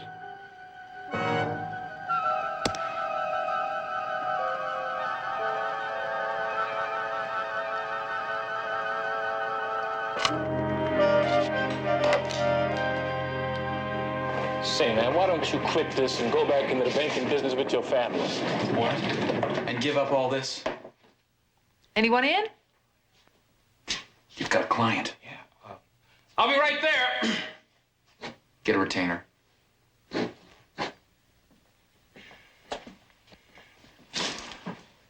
I'm going to be in court most of next week, but I'll see if I can spare some time. Oh, hey, Mr. Jones. Mr. Street, this is my daughter-in-law, Betty Jones, Alexander Street. Hello. And Stanley Donaldson. Well, I certainly have been looking forward to meeting you two. I've heard a lot about you. It's a pleasure to meet you. Mr. Jones, JR, nice of you to drop by. Well, actually, we came by to give you this check. Check? It's from California Meridian. It's your share of the reward for the recovery of the diamonds. Reward? There's just one problem. It's made out to both of you, and I told them you were not partners. Who said we weren't partners? Stan, where did Mr. Jones get that idea? It beats me. Where did you get that idea, Mr. Jones? Can't imagine. Good luck to you. Thank you, and I hope we see each other again.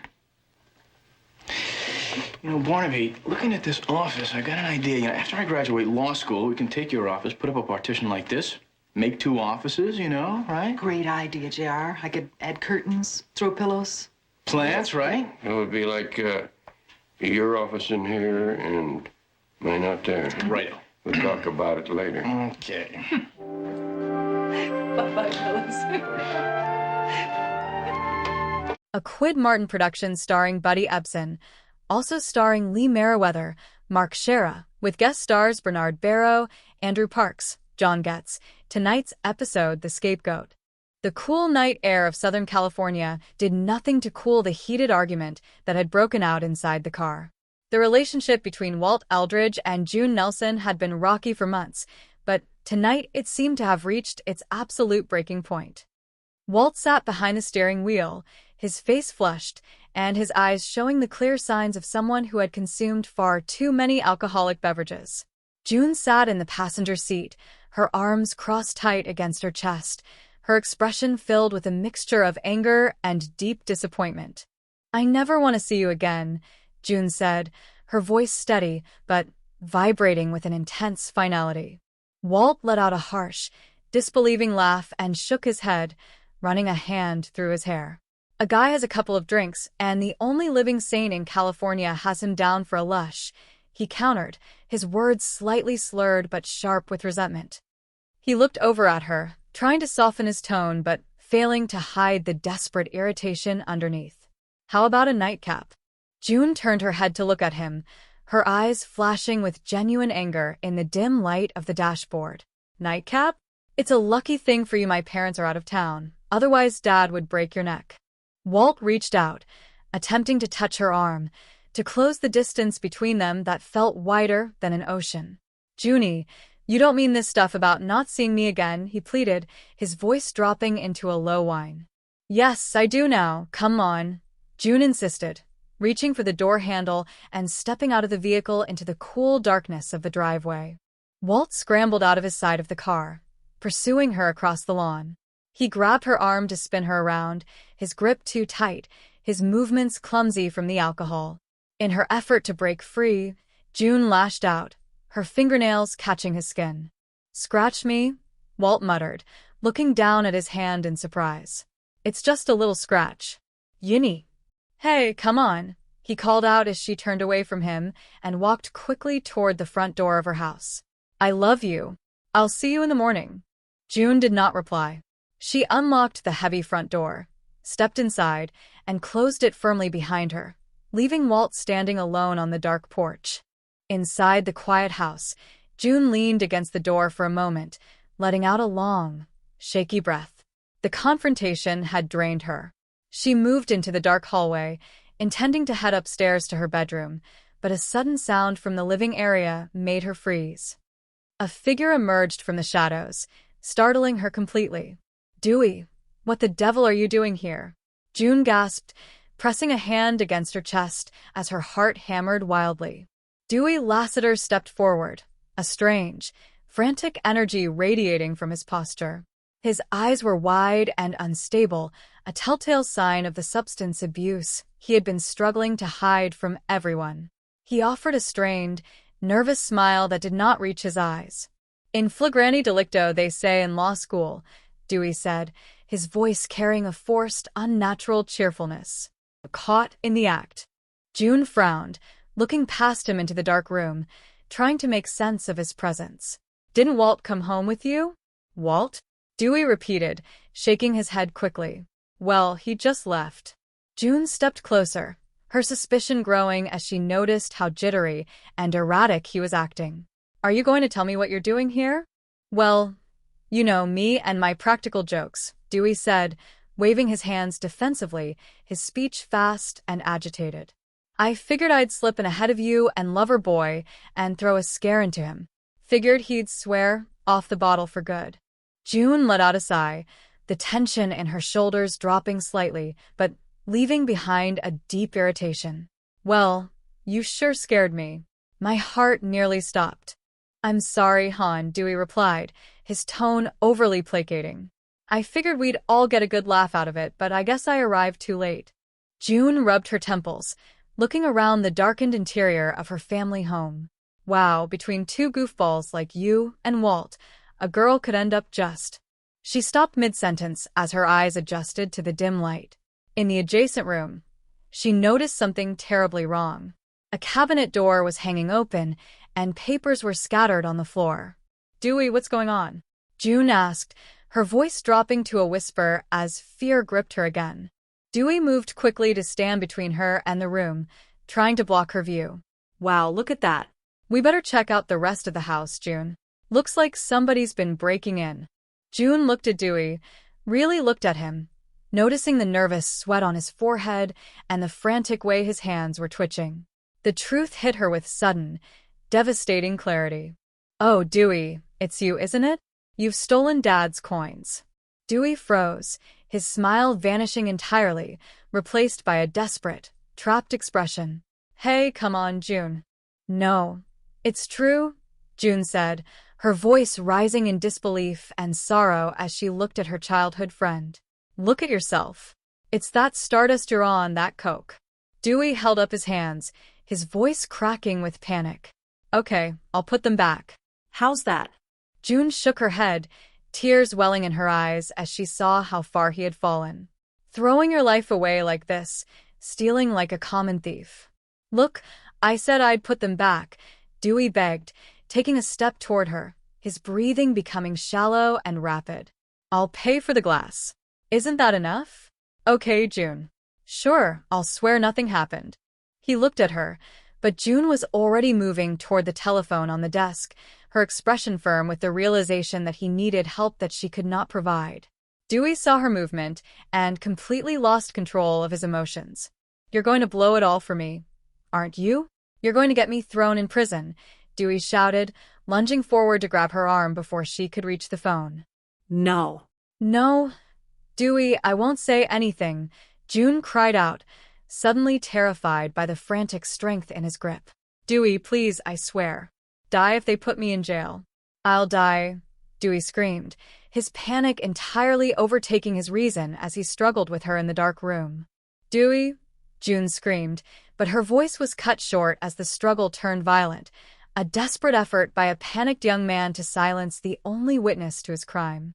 A short time later, on a quiet residential street not far from the Nelson residence, Gordon Lassiter was driving his luxury vehicle home. He was a man of immense stature in the legal community, a brilliant defense attorney whose reputation was known across the entire country. As his headlights cut through the darkness, he spotted a familiar figure walking quickly along the sidewalk. He pulled the car over to the curb and rolled down the window. "Hi, Dad," Dewey said, leaning down to look into the car, his voice trembling slightly despite his best efforts to sound casual. Gordon looked at his son, his sharp legal mind instantly picking up on the boy's disheveled appearance and nervous energy. "I thought you'd be home studying," Gordon said, his voice calm but firm. "Don't you have that property law exam coming up, honey?" "Yeah, Dad," Dewey replied, wiping his brow and opening the passenger door to step inside. "I thought a little walk would clear the cobwebs." "Jump in. I'll drive you home," Gordon said, shifting the car back into drive as his son settled into the seat beside him. "Thanks," Dewey muttered, staring straight ahead into the night, his hands clamped tightly between his knees to hide their uncontrollable shaking. The following morning, the bright California sun did nothing to lessen the somber mood hanging over the neighborhood. Jediah Jones, known to everyone as JR, was walking alongside Walt Eldridge down a quiet suburban sidewalk. JR was a young law student, sharp, enthusiastic, and currently working under the mentorship of the veteran private investigator Barnaby Jones. Walt looked completely exhausted, his eyes bloodshot, and his clothing wrinkled. "I'll tell you the truth, Walt," JR said, turning to look at his friend. "I don't like getting in the middle between you and June. It's just going to make things worse. She respects you. She'll listen to you," Walt pleaded, his hands shoved deep into his pockets. JR sighed, acknowledging the truth in Walt's words, but feeling the heavy weight of the responsibility. "All right, but if I blow it, don't blame your attorney. Just tell her that I know what kind of a dummy I've been, all right?" Walt said, stopping on the sidewalk and looking at JR with absolute sincerity. "And I promise I'll stay off the booze as long as I live." They turned up the walkway of a neat, well-maintained house and stepped onto the front porch. Walt reached out and pressed the doorbell, waiting anxiously for a response. After a long minute of silence, nothing happened. "Maybe the bell doesn't work," Walt muttered, shifting his weight from one foot to the other. "What?" JR asked, looking around the quiet front yard. Before Walt could answer, a neighboring window opened, and Louise Dalton, the housekeeper for the family next door, leaned out with a sharp expression on her face. "Hey, Walt." "Hi, Louise. Why are you making all that racket?" "It's only 8 o'clock in the morning," Louise called out, her voice filled with early morning irritation. "You know, some people like to sleep in on Sundays." Walt stepped toward the edge of the porch, calling back to her with an apologetic smile. "Look, June and I are supposed to go sailing with some of the gang this morning. Could you tell her I'm waiting? And, tell her that JR is with me, huh?" "JR?" Louise asked, her expression softening slightly. "Yes, sure." "All right," Louise replied, closing her window. Walt turned back to the front door, his anxiety returning. He reached for the doorknob, surprised to find it completely unlocked. He pushed it open, stepping into the quiet foyer with JR following closely behind. The interior of the house was eerily silent. Walt took a few steps into the living area, and then he stopped dead in his tracks. A look of absolute horror washed over his face as his eyes fell upon the scene in the center of the room. "Oh no," Walt whispered, his voice cracking as he rushed forward. "June?" The scene shifted rapidly to later that morning. The Nelson home was now a bustling crime scene, cordoned off with yellow tape. Police officers and forensic technicians moved efficiently through the rooms. Police Lieutenant John Fox stood near the front entrance, concluding a conversation with a distraught neighbor. "All right, Mr. Dalton. Thank you. You think of anything else, give me a call, huh?" "You can go ahead," Lieutenant Fox said, gesturing toward the exit. Gordon Lassiter, dressed in casual jogging clothes, came walking up the driveway, his expression grim. He approached the lieutenant, who looked up with a tired expression. "Hi, Gordon," Lieutenant Fox greeted him. "Well, I've heard of lawyers chasing ambulances, but don't you think jogging clothes are a little too much?" Gordon remarked, attempting a light tone to mask the underlying tension he felt. "Well, I live just around the corner," Lieutenant Fox explained, waving a hand toward the street. "Who was that?" Gordon asked, nodding back toward the house. "June Nelson. Do you know her?" Fox asked. "Her father's one of my best friends," Gordon replied, his face tightening. What happened?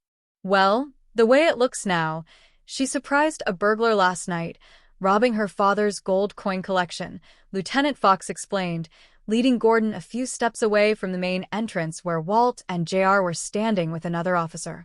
Walt was in a state of complete despair, his head buried in his hands. We just hadn't had that fight. If I'd stayed with her. I know it's. Walt groaned, his voice thick with unexpressed tears. Walt, there's nothing else you can do here. Come on, let's go, JR urged softly, placing a hand on his friend's trembling shoulder. A police officer stepped forward, blocking their path slightly. Mr. Eldridge? Just a couple more questions before you go, if you don't mind. Walt pulled his hands away from his face, his expression a mix of grief and growing anger. I'm tired of these questions. Can I go home? JR intervened, stepping between Walt and the officer, looking over at Lieutenant Fox. Come on, Lieutenant. Give him a break. He was in love with her. Lieutenant Fox walked over, his expression serious, but professional.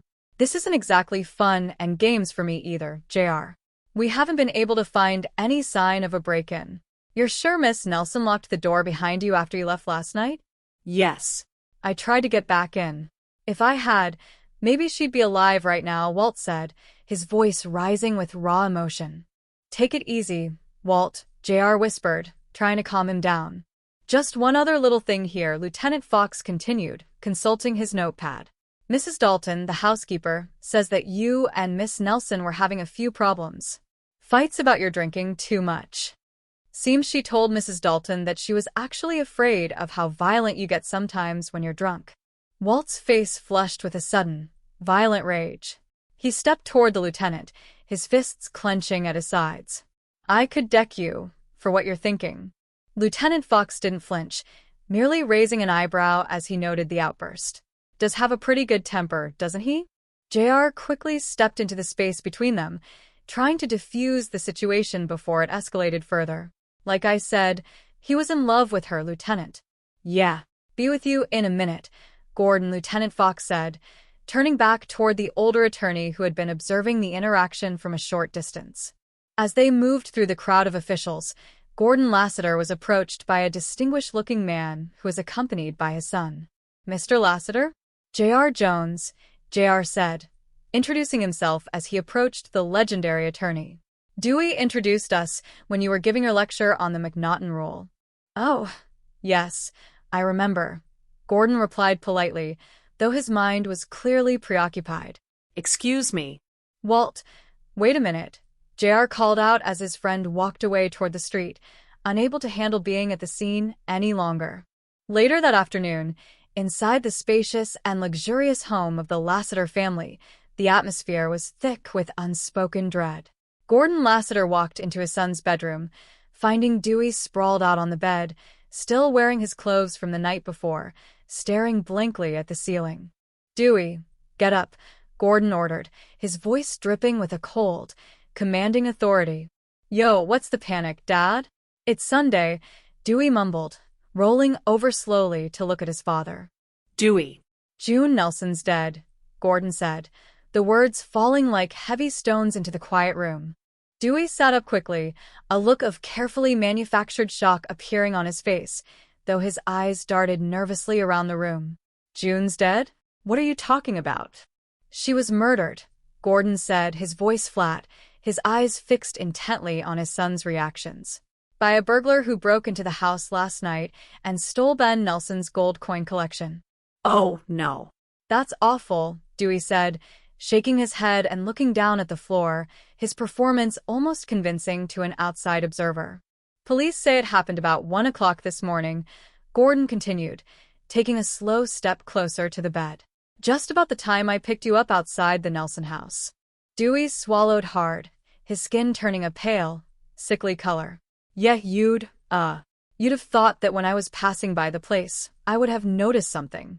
No, Gordon interrupted, his voice dropping into a dangerous whisper. You weren't just passing the house. You were just leaving it. Leaving it? What do you mean, leaving it? Dewey stammered, pulling himself up from the bed.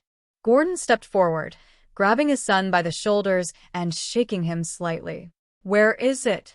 Where are you hiding it?" "Hiding what?" Dewey cried out, trying to pull away. "Speedballs. The gold dust. The coke," Gordon shouted, his composure finally cracking as the reality of his situation pressed down on him. "Whatever the hell you call the coins, and it's turned you into someone I don't even know anymore." "I told you, I wasn't snorting coke anymore," Dewey lied, his voice rising in an unstable whine. "Didn't I swear to you I would never use that junk again, didn't I?" "Yeah, just like you swore you'd stop stealing to pay for the rotten stuff," Gordon countered, his eyes filled with a profound, bitter sorrow. "Swore you'd stop breaking into houses." "Swore. In the memory of your mother." Dewey looked up at his father, his eyes wide with a desperate, manipulative fear. You think that I killed June?" "Oh, please, Dewey. No more lies," Gordon pleaded, closing his eyes for a brief moment as the weight of the truth threatened to crush him. "Dad, June and I grew up together. How could you think that about me?" Dewey said, stepping closer and grabbing his father's coat sleeves. "You gotta believe me, Dad. Please?" Gordon looked at his son, the fierce instinct of a father battling against the logical clarity of a seasoned legal mind. He desperately wanted to believe the lie, to find some way out of the nightmare that was unfolding before him. "Okay, son," Gordon said softly, his voice trembling slightly. "I'm sorry. I had to put it to you. I had to find out." "Okay. Well, you better get dressed. Ben and Alvin Nelson are coming back from New York soon. This afternoon." Gordon turned to leave the room, his eyes scanning the space one last time. As he walked past the closet, his foot caught on something hidden beneath a pile of discarded clothing. He stopped, reached down, and pulled out a heavy, dark velvet pouch. He opened it, and a collection of brilliant gold coins tumbled out into his palm. "What is that?" Gordon demanded, his voice dropping to a horrified whisper. "Oh, my God. Now, wait a minute, Dad," Dewey panicked, rushing forward to try and grab the pouch back. "It's not what you think it is." "These are Ben Nelson's," Gordon said, looking from the coins to his son with absolute horror. "No, those quids are mine," Dewey lied again, his voice cracking under the pressure. "I got them from a guy last night." "Liar," Gordon shouted, slamming the pouch down onto the dresser. The final defense collapsed, and Dewey sank to his knees on the floor, burying his face in his hands as tears of pure terror finally began to flow. "I didn't mean to kill her," Dewey sobbed, his confession pouring out in a frantic, disjointed rush. "I was only trying to stop her from calling the police. That's all. I panicked. I swear, Dad, I didn't mean to hurt her." "Oh, Dewey," Gordon whispered, dropping down beside his son, his world completely shattering around him. "What am I going to do? Can you help me, please?" "Help me," Dewey begged, clutching at his father's jacket like a small child. "I don't know. I don't know how," Gordon said, the great defense attorney completely at a loss for words, facing a crime that hit too close to home. "You'll think of a way, Dad," Dewey said, looking up with a strange, chilling confidence through his tears. "You always do." The scene shifted to the bright, orderly office of Barnaby Jones, Investigations. Barnaby Jones, a veteran private investigator with decades of experience and an unmatched reputation for uncovering the truth, stood near the window, reviewing a file. His daughter-in-law and trusted associate, Betty Jones, sat at her desk, typing out a report. J.R. Jones sat on the edge of a chair, looking completely exhausted and deeply troubled by the events of the past 24 hours. "Barnaby, do you think that the insurance company is going to want you to stay down in San Diego longer than 2 days on that warehouse plan?" Betty asked, looking up from her typewriter. "Not unless I find some evidence of arson," Barnaby replied, his voice carrying the calm, steady assurance of a man who had seen everything in his long career. He turned his attention to J.R., noting the dark circles under the young man's eyes. "Well, Jediah, you look like a fellow who didn't do too well in his property law examination." "Oh, I did okay, I guess," J.R. muttered, rubbing his eyes. "Doesn't look as though you've had much sleep," Barnaby observed, stepping closer to his desk. "Cramming for the exam?" "No, I was up half the night with Walt, JR explained, shaking his head. June's death really put him away. Well, listen, why don't you go on home? Barnaby suggested kindly, placing a hand on the young man's shoulder. Sack out. I can hold down the fort here.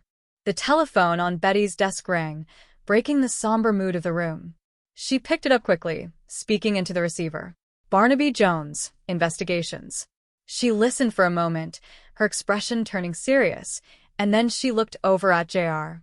It's a good idea. I think I will. Just a second, please. She held the phone out toward JR. It's Walt Eldridge. He's down at police headquarters. JR grabbed the receiver quickly, his fatigue instantly forgotten. Walt, what's up? He listened intently, his brow furrowing with deep concern. Okay, sure. I'll be right over. Goodbye. He hung up the phone and looked at Barnaby. They just picked up Walt for questioning. He wants me to be there. No offense, Jedediah. Barnaby said gently, but don't you think he'd be better off with a full-fledged lawyer? Come on, Barnaby, JR insisted as he grabbed his jacket from the back of the chair. Walt's a long way from needing a lawyer. Besides, half a lawyer's better than none. A short time later, inside the interrogation room at the police station, Lieutenant John Fox stood before Walt Eldridge, who was sitting at a metal table looking defensive and terrified. JR stood near the door, acting as a supportive friend and informal legal advisor. We haven't had time for a comparison test yet, Lieutenant Fox said, leaning against the edge of the table. But Mr. Eldridge himself admits that the skin and blood particles found under Miss Nelson's nails probably belonged to him. So June scratched me, so what? Walt retorted, his voice defensive. Lieutenants, I don't even establish that Walt and June argued a bit. They were just lovers' quarrels, you know. JR stepped forward, trying to downplay the significance of the physical evidence. JR, you're in here on a pass because you're his friend. Just as soon hear it from him, Lieutenant Fox said, waving JR back with a firm look. When I left June, she was alive. That's all I know, Walt insisted, slamming his hand down on the table. Whatever happened to the burglary theory?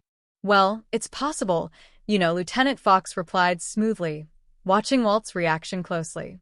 Just possible those gold coins were stolen to make it look like a burglary. That's a lie, Walt shouted, jumping up from his chair. The door to the interrogation room opened, and Gordon Lassiter walked in, followed by a local defense attorney named Gordon, who was helping him coordinate. Gordon Lassiter looked completely composed, his expensive suit perfectly pressed, presenting the image of absolute legal authority. That temper of yours has not helped me any, you know that? Gordon, the local attorney, muttered to Walt as they entered. I'm sorry. I just don't have.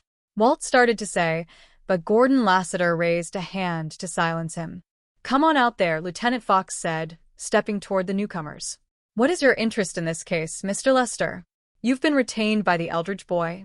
Come on, Gordon, give us a break, Lieutenant Fox said, looking at the famous attorney with a mix of respect and annoyance.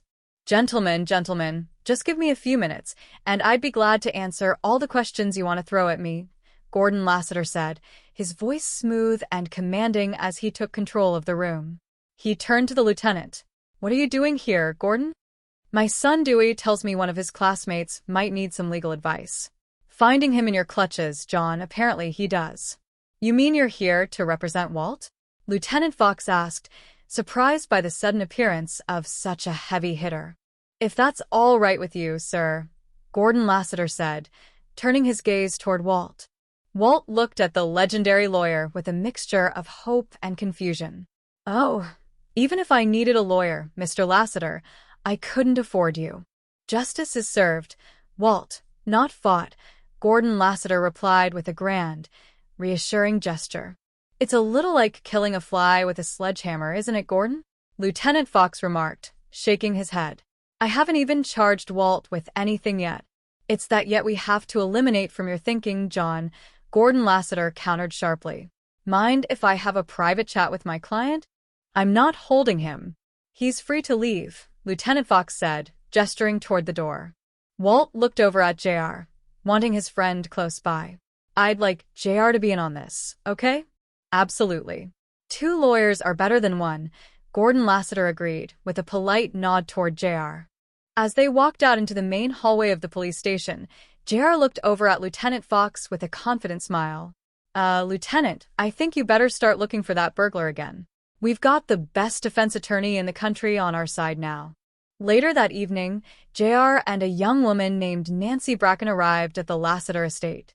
Nancy had been June's closest friend, and she was eager to help clear Walt's name. Gordon Lassiter opened the front door, looking slightly surprised to see them at such a late hour. Mr. Lassiter, hello. I hope you don't mind us dropping by this late, JR said apologetically. Not at all. Come on in, Gordon Lassiter replied, stepping aside to let them enter the grand foyer. Hello, Mr. Lassiter. I'm Nancy Bracken. I met you at Dewey's New Year's Eve party, Nancy said, offering a polite smile despite her obvious grief. Right, yeah. Well, Dewey's in the study, Gordon Lassiter said, gesturing toward the back of the house.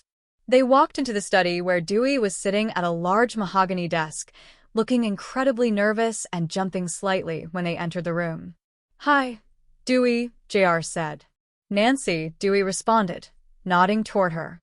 Isn't it just awful about June? Actually, Mr. Lassiter, we're here to see you, JR said, turning back to the older attorney. It'll only take a minute, but it's pretty important. All right. Should we step in there?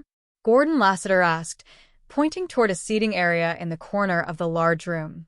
Sure. Thank you, JR replied as they moved over and sat down. Well, JR, what's this all about? Gordon Lassiter asked, settling into a leather armchair.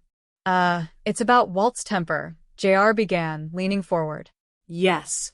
I've already cautioned Walt to please think he might have killed June in a drunken fit of anger. Well, sir, I think we can, take the heat off Walt by completely disproving that theory, JR explained confidently. Oh? How? Gordon Lassiter asked, his eyes narrowing slightly as he analyzed the young man's strategy.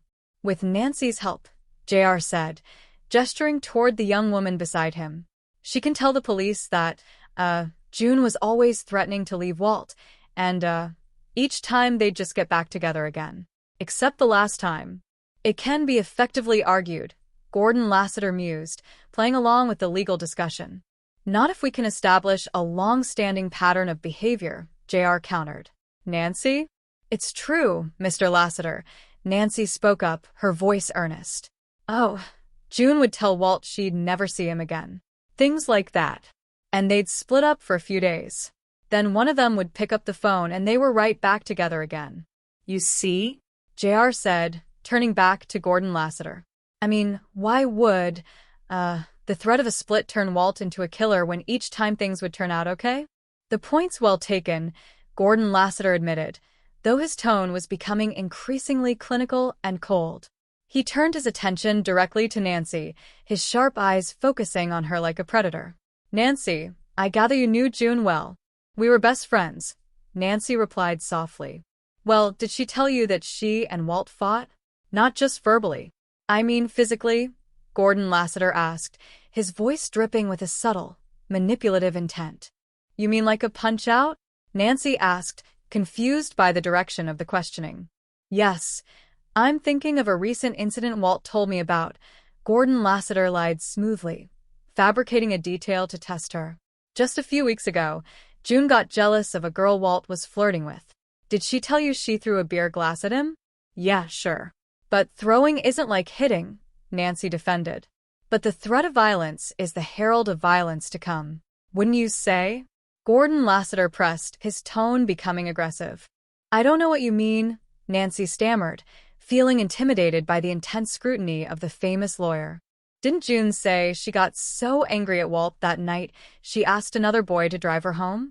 Gordon Lassiter asked, leaning forward in his chair. Yes, Nancy admitted. Now hold on, Mr. Lassiter.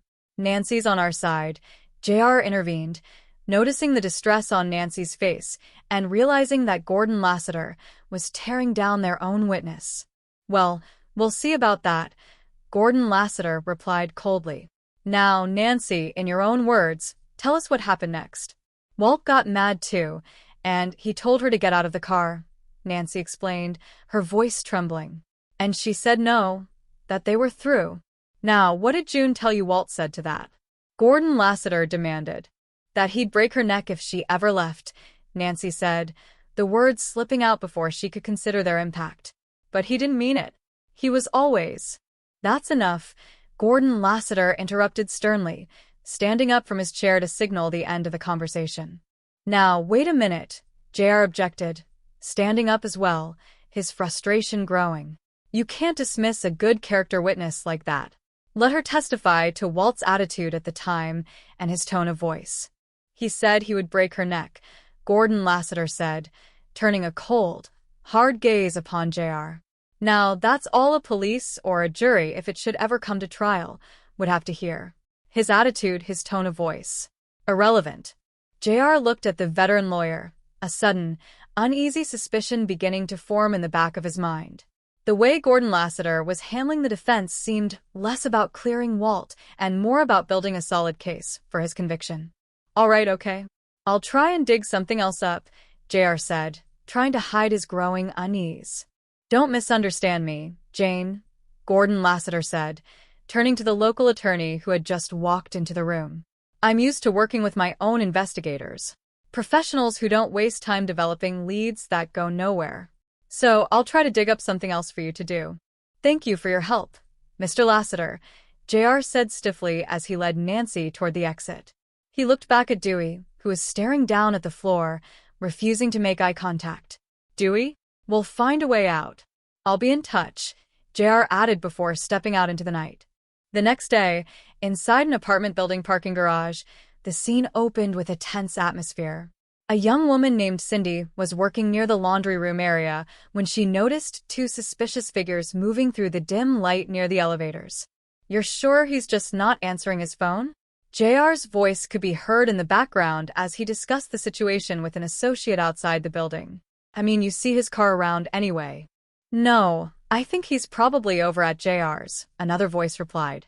Inside the garage, one of the hidden figures whispered urgently to the other. Whistle if you hear anyone coming.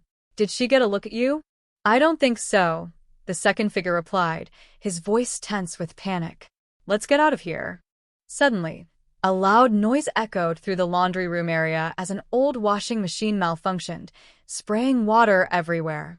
An older building maintenance man, Mr. Smithers, hurried into the room to investigate the commotion. Holy cow, what happened? Mr. Smithers shouted, trying to reach the control panel through the spraying water. I don't know, Mr. Smithers, Cindy called out, stepping back to avoid getting soaked. I put my money in, I turn it on, and boom, I get April showers. As Mr. Smithers moved a heavy laundry basket out of the way to reach the water valve, his eyes fell upon a small object that had been hidden underneath a loose floor tile near the base of the machine. He reached down and picked it up, shaking off the water. What's this? Mr. Smithers muttered, holding up a small, glittering object. Hey, those look like gold. Cindy stepped closer, her eyes widening as she looked at the items in his hand. 8 $20 double eagles. Who could they belong to? Mr. Smithers looked at her, a realization dawning on his face. This guy I read about in the papers. He had 8 of these. He turned quickly toward the wall-mounted telephone in the hallway. Operator, get me the police. Later that afternoon, Barnaby Jones arrived at the local police station, having returned early from his assignment in San Diego. He walked into the main office area where JR was waiting for him, looking incredibly stressed. Well, Barnaby, I hate to drag you all the way up here from San Diego, JR said, stepping forward to meet his mentor. But I don't quite know how to handle a living legend like Gordon Lassiter. Sure it's not a case of you being kicked off at Lassiter for pushing your side? Barnaby asked with a gentle, knowing smile, trying to lighten the heavy mood. Well, I hope it is just my ego, if only for Walt's sake, JR admitted, running a hand through his hair. Inside the interrogation room, Walt Eldridge was being questioned once again by Lieutenant Fox, this time with Gordon Lassiter present. That's all there is to it after I left June that night, Walt explained, his voice sounding tired and hollow. I came straight home, sacked out. What about 2 Wednesdays ago, the night of the 17th between 7 and 9? Lieutenant Fox asked, reading from a file. Remember what you were doing then? Wednesday, Walt muttered, trying to think back. I have a night class in logic on Wednesdays, 7:30 to 10. Yeah, I take the morning class, JR added from the back of the room, confirming the schedule. What about Monday the 2nd, about 10:30 in the morning? Lieutenant Fox pressed. Like today, I guess, Walt sighed, shaking his head. I was either cleaning the pool or taking out the garbage. What do those times have to do with anything? Barnaby Jones stepped into the room, his expression serious as he addressed the lieutenant. According to the insurance reports, there were some other burglaries in June's neighborhood on those days. The idea is to pinpoint whether or not it was the same burglar. And if it is, you are home free, my friend. Before anyone could respond, the door to the interrogation room opened violently and Lieutenant Fox stepped inside, followed by 2 uniformed officers. Excuse me, Lieutenant Fox announced, his voice formal and unyielding.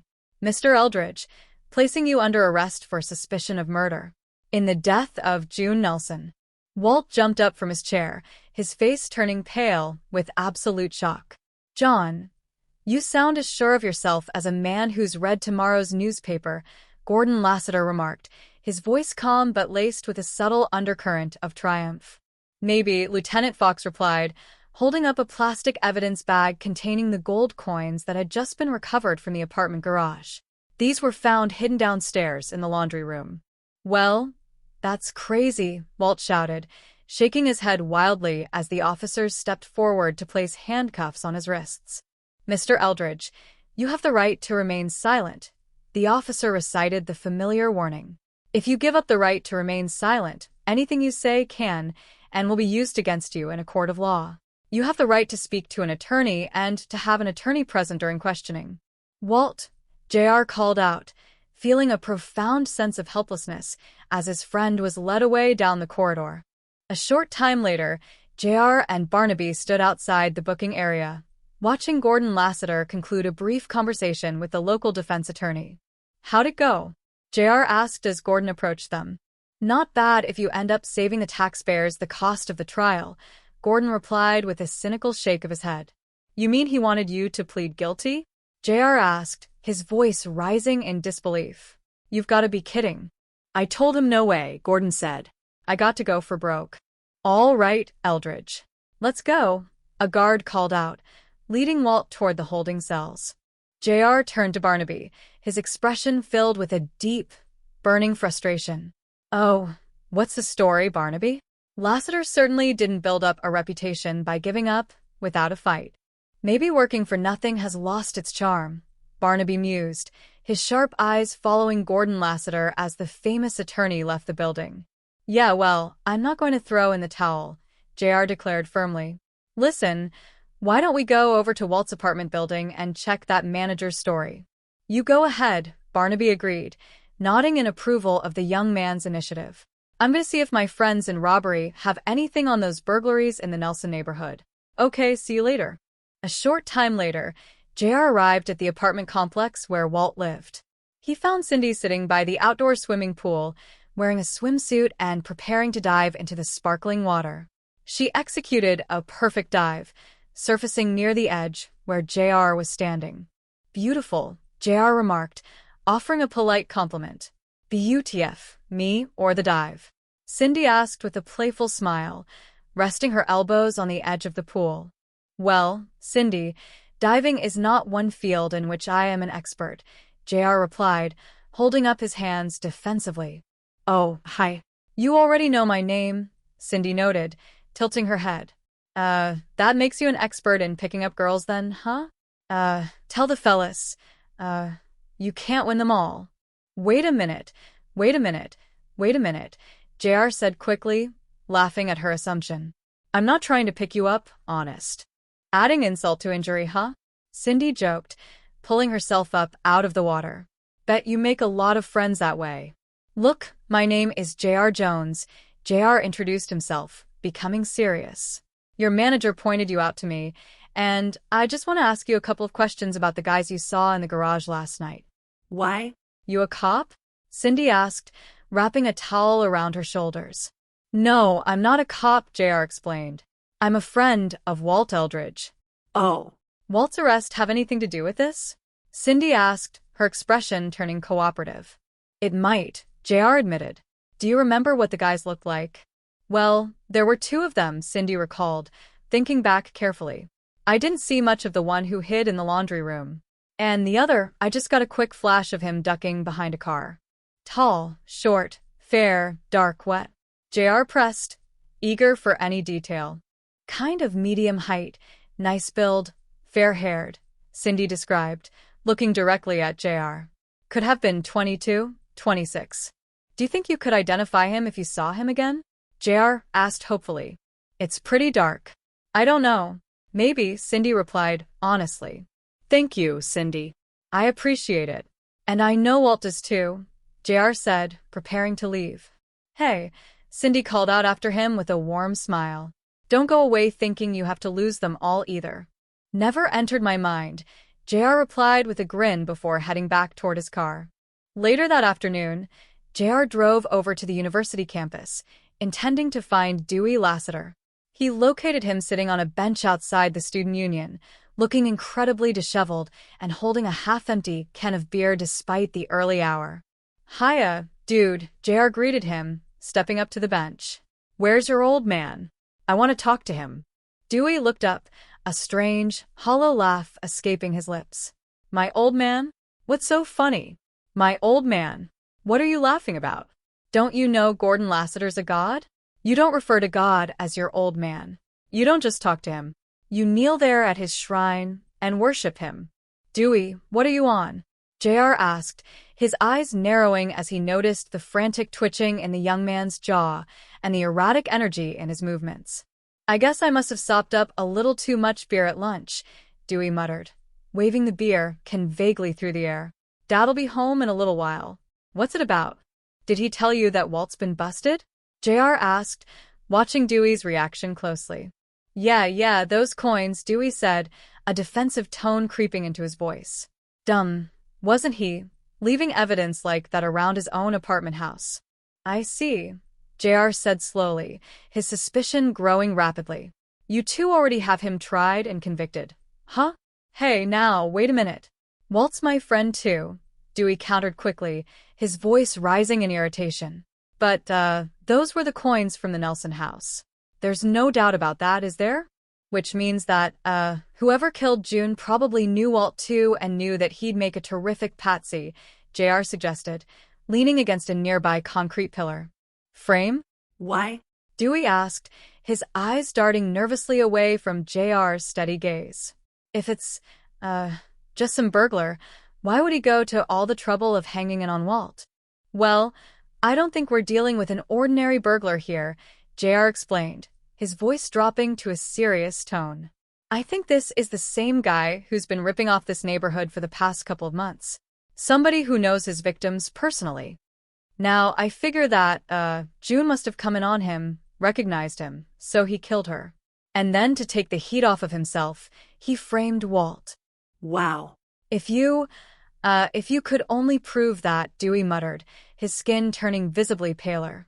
Well, there was a girl in the garage last night who says she saw somebody in the laundry, JR continued, delivering the crucial bit of information.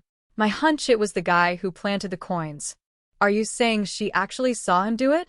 Dewey asked, his breathing becoming shallow as panic began to set in. No, JR replied. But, she said there was another guy with him, and there's a chance she can recognize him. And if he turns out to be our neighborhood burglar, you know the rest. But, it's so dark in that garage, especially near the elevator, Dewey argued, his voice cracking slightly as he made a critical mistake in his defense. How could she have gotten such a good look at him? JR froze, his sharp mind instantly seizing upon the slip. He looked down at Dewey with absolute clarity. Well, she says she saw enough to know that he was, mid-20s, medium height. Fair. He took a slow step closer to the bench. How did you know it was dark by the elevator? Dewey swallowed hard, realizing his mistake, his eyes widening with terror. Well, I drove over to see Walt a couple of nights ago, and, parked there. Maybe one of the lights was out. He stood up quickly from the bench, his hands shaking so violently he dropped his beer can onto the grass. I gotta go. I'll see you later. JR watched him sprint away toward the parking lot, the final pieces of the puzzle falling into place with absolute certainty. Inside the Lassiter study a short time later, Dewey burst through the double doors in a state of complete, hysterical panic. Gordon Lassiter was standing near the window, his expression grim as he turned to face his son. JR, Dewey gasped, leaning against the desk for support. Well, you should have told me you were coming by. What's up? Well, I think, Dewey will fill you in, Mr. Lassiter. JR's voice echoed from the hallway as he entered the house right behind the panicked young man. Why was JR here? Gordon Lassiter asked, his voice steady but dark with a growing realization of disaster. I think he knows, Dewey cried out, spinning around to face his father as JR remained standing in the doorway for a moment before stepping back outside to allow them privacy. Knows what? Gordon Lassiter demanded, his voice dropping to a harsh whisper. That I had something to do with it, Dewey sobbed, clutching at his head. You're flying again. How can you know anything when you're like this? Famous Lassiter intuition, that's how. That girl in the garage last night, she pointed him straight at me, and now he's gonna keep digging until he has it all. First June, then Walt, now young Jones. Once it starts, there's no end to it, is there? Gordon Lassiter looked at his son, the reality of the situation pressing down on him with immense force. The legal empire he had built, his reputation, his family name, everything was on the verge of total destruction because of the young man standing before him. JR? Gordon Lassiter muttered to himself, his expression hardening into a terrifyingly cold resolve. He's left us no alternative, has he? Back at the offices of Barnaby Jones, Investigations, JR was pacing the floor frantically, explaining his discoveries to Barnaby and Betty. Barnaby, all of the victims of the burglaries in June's neighborhood were friends of the Lassiters, JR explained, gesturing wildly with his hands. Now, I'm telling you, Dewey is our man. He's got to know the layout of all of those homes. Oh, boy, Barnaby sighed, looking up from his desk with a cautious expression. Before you go galloping off on that horse, let's see that you got a saddle under you. All right. Exhibit A, JR countered, counting on his fingers.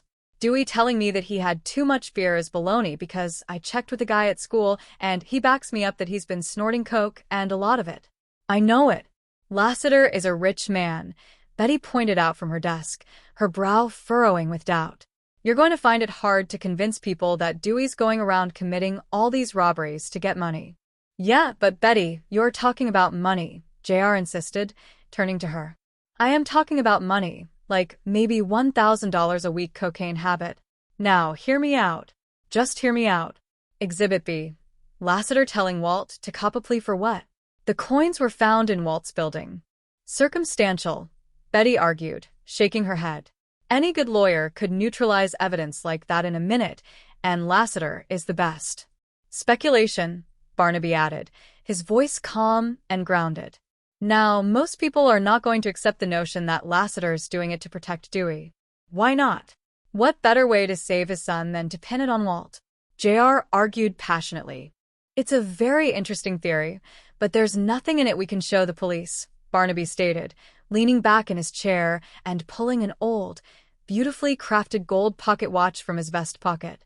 All right, that's where that old solid gold watch of yours comes in more to me, JR said, his eyes lighting up as he looked at the heirloom.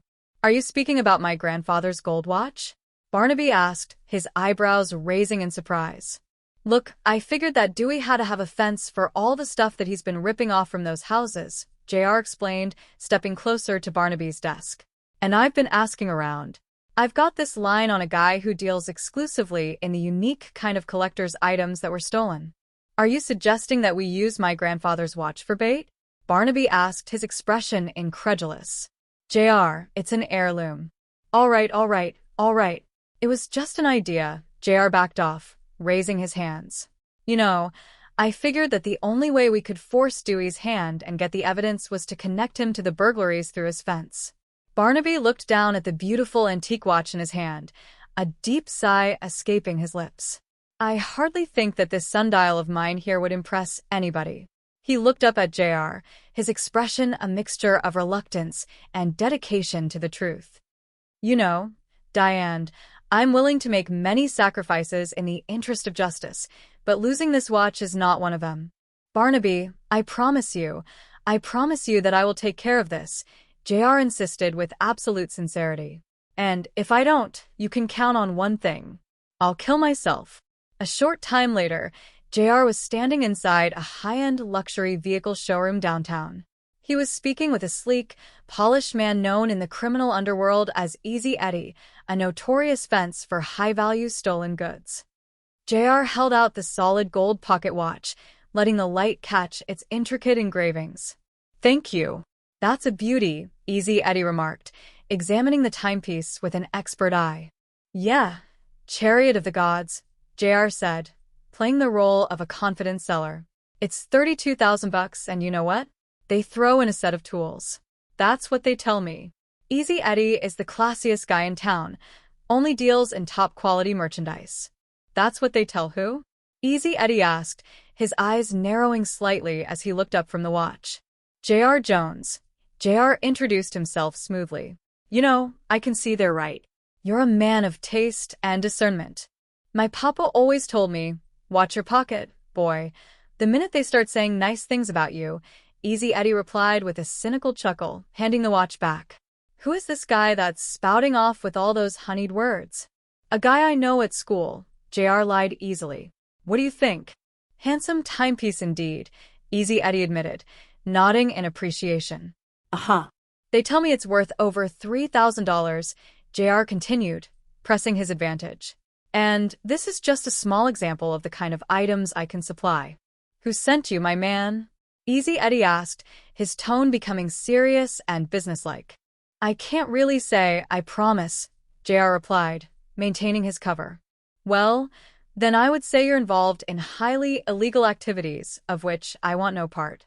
Beat it, Easy Eddie stated firmly, turning away to conclude the interaction. All right, okay. Dewey Lassiter.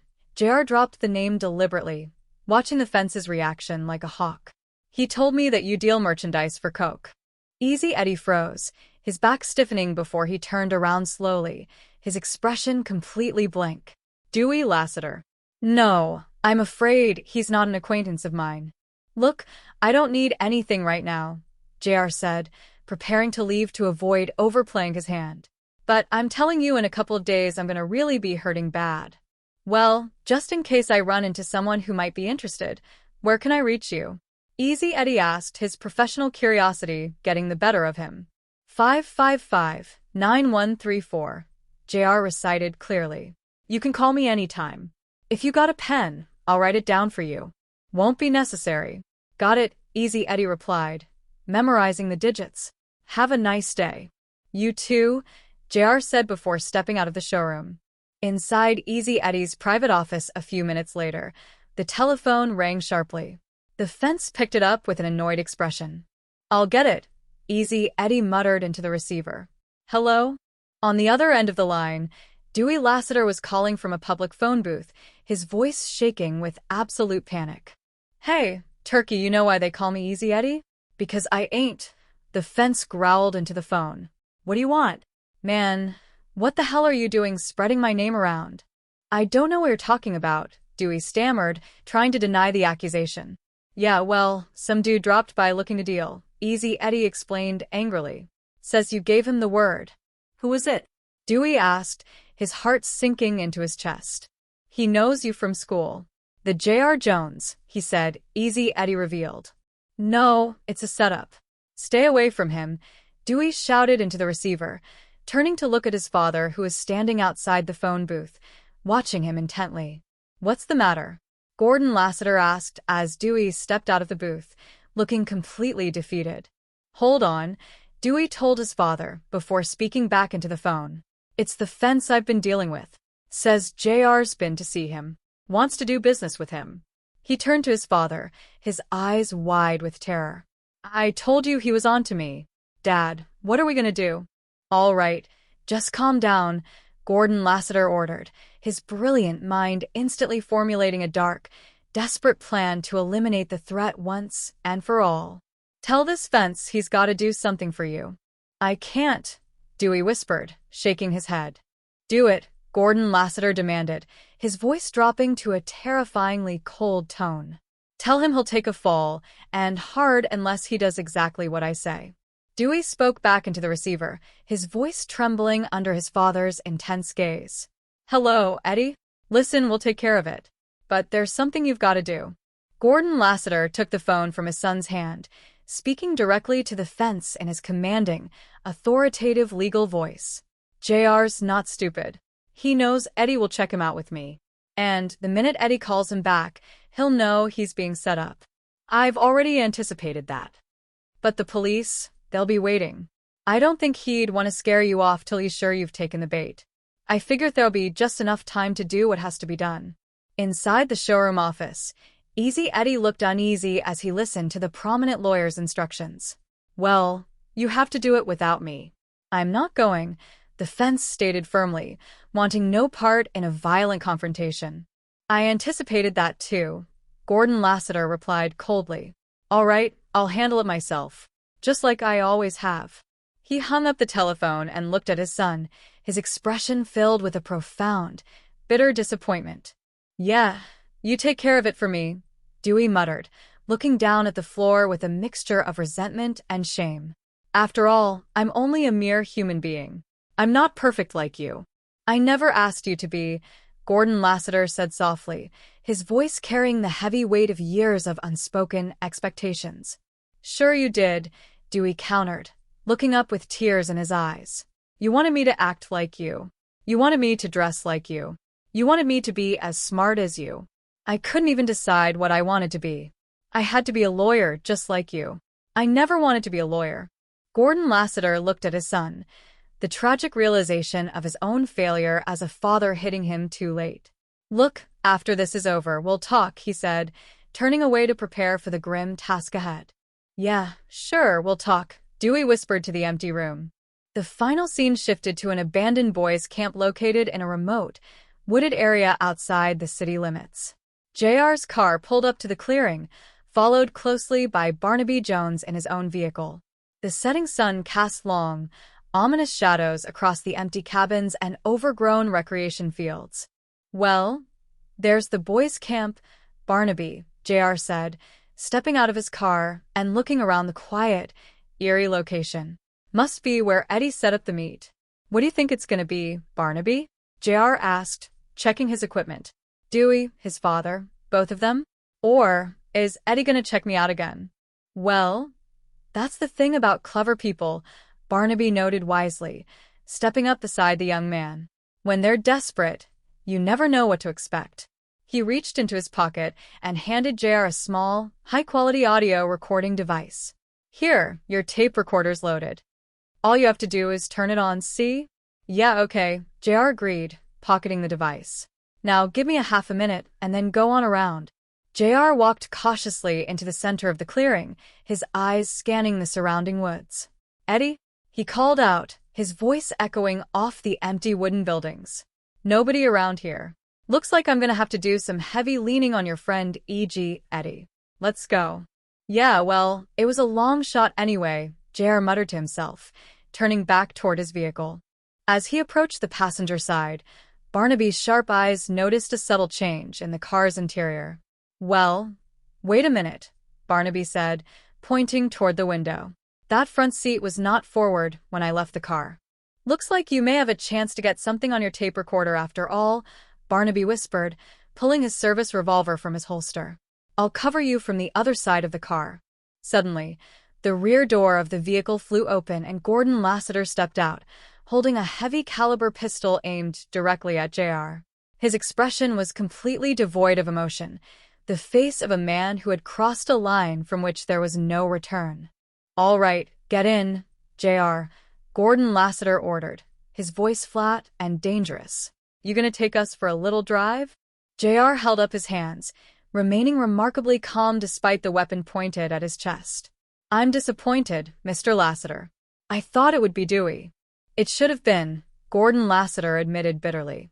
Unfortunately, he can't handle his own mistakes. Which was killing June, JR stated clearly, ensuring the recording device captured every word. And yours is trying to cover up for him. He's my son. I'm doing what I have to. Get in, Gordon Lassiter repeated, gesturing with the barrel of the gun.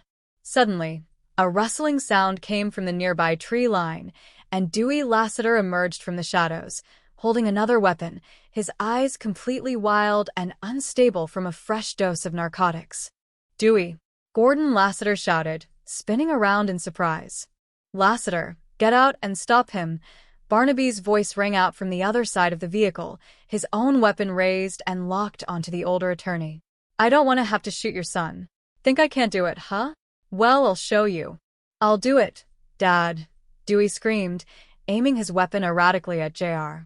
You'll see. I'll make you proud of me. Stop it right now. Dewey, Gordon Lassiter pleaded, stepping between his son and the investigators, his legal composure completely shattering into pure fatherly terror. No, don't shoot, Gordon Lassiter cried out, throwing his hands up to shield his son as Barnaby and JR closed the distance. Get out of the way, Dad, Dewey shouted, struggling to maintain his balance as his father lunged forward to disarm him. In the brief, frantic struggle that followed, Gordon Lassiter managed to wrench the weapon away from his son's shaking hands. Dewey collapsed onto the grass, sobbing hysterically as the reality of his complete defeat finally broke through the chemical haze in his mind. Oh no, Dewey. No. Give me the gun, Gordon Lassiter whispered, tossing both weapons onto the ground as Barnaby stepped forward to secure them. It's all over, Dewey. It is? Dewey sobbed, looking up at his father with the innocent, desperate expression of a small child. That's great. Came through for you, huh? Dad? Made you proud of me, huh? Isn't that what you wanted, Dad? Be proud of me? Gordon Lassiter fell to his knees on the damp grass, pulling his weeping son into a tight embrace, his eyes filled with a profound, unbearable sorrow as he looked up at Barnaby Jones. No, he whispered softly. The epilogue opened a few days later outside the local municipal courthouse. The bright California sun was shining, and the atmosphere was peaceful once again. Walt Eldridge stood on the courthouse steps, looking clean-shaven, clear-eyed, and profoundly relieved, standing alongside JR and Barnaby Jones. Checking out of jail, Walt said, letting out a long breath as he looked up at the sky. The thing that still got me shaken up is seeing the great Gordon Lassiter being booked and fingerprinted along with Dewey. Well, if you think that's something, wait till you see the great Gordon Lassiter in court trying to defend himself along with Dewey, Barnaby remarked with a thoughtful shake of his head, leaning against the stone railing. That may be Mr. Lassiter's ultimate mistake. How's that? JR asked, turning to his mentor. Well, if it's true that a man treating himself as a fool for a doctor, same thing might be true of lawyers, Barnaby explained with a gentle smile, offering a piece of old-fashioned wisdom. Walt turned to JR, extending his hand for a warm, firm handshake. Well, thanks again, JR. Mr. Jones. Walt, we'll see you in class, JR replied warmly, clapping his friend on the shoulder as Walt turned and walked down the steps toward his new life, free of the shadow of suspicion. JR turned to Barnaby, a confident grin appearing on his face as he checked his watch. Oh, Jedediah, how about some dinner? On me. Barnaby, JR said, looking slightly sheepish as he glanced toward the parking lot where Cindy was waiting by her car, waving at him. I'll tell you the truth. I just this minute made other plans for dinner. So if you'd like to join us, Cindy and I will be having pizza. Barnaby looked over at the young woman and then back at his enthusiastic young associate, letting out a warm, hearty laugh. No, you go ahead, Jedediah. I don't want to steal your girl. Thanks, boss, JR said with a bright smile, turning and jogging down the steps to join his date, leaving the veteran investigator standing alone in the afternoon sun, content in the knowledge that justice had been served and the truth had prevailed.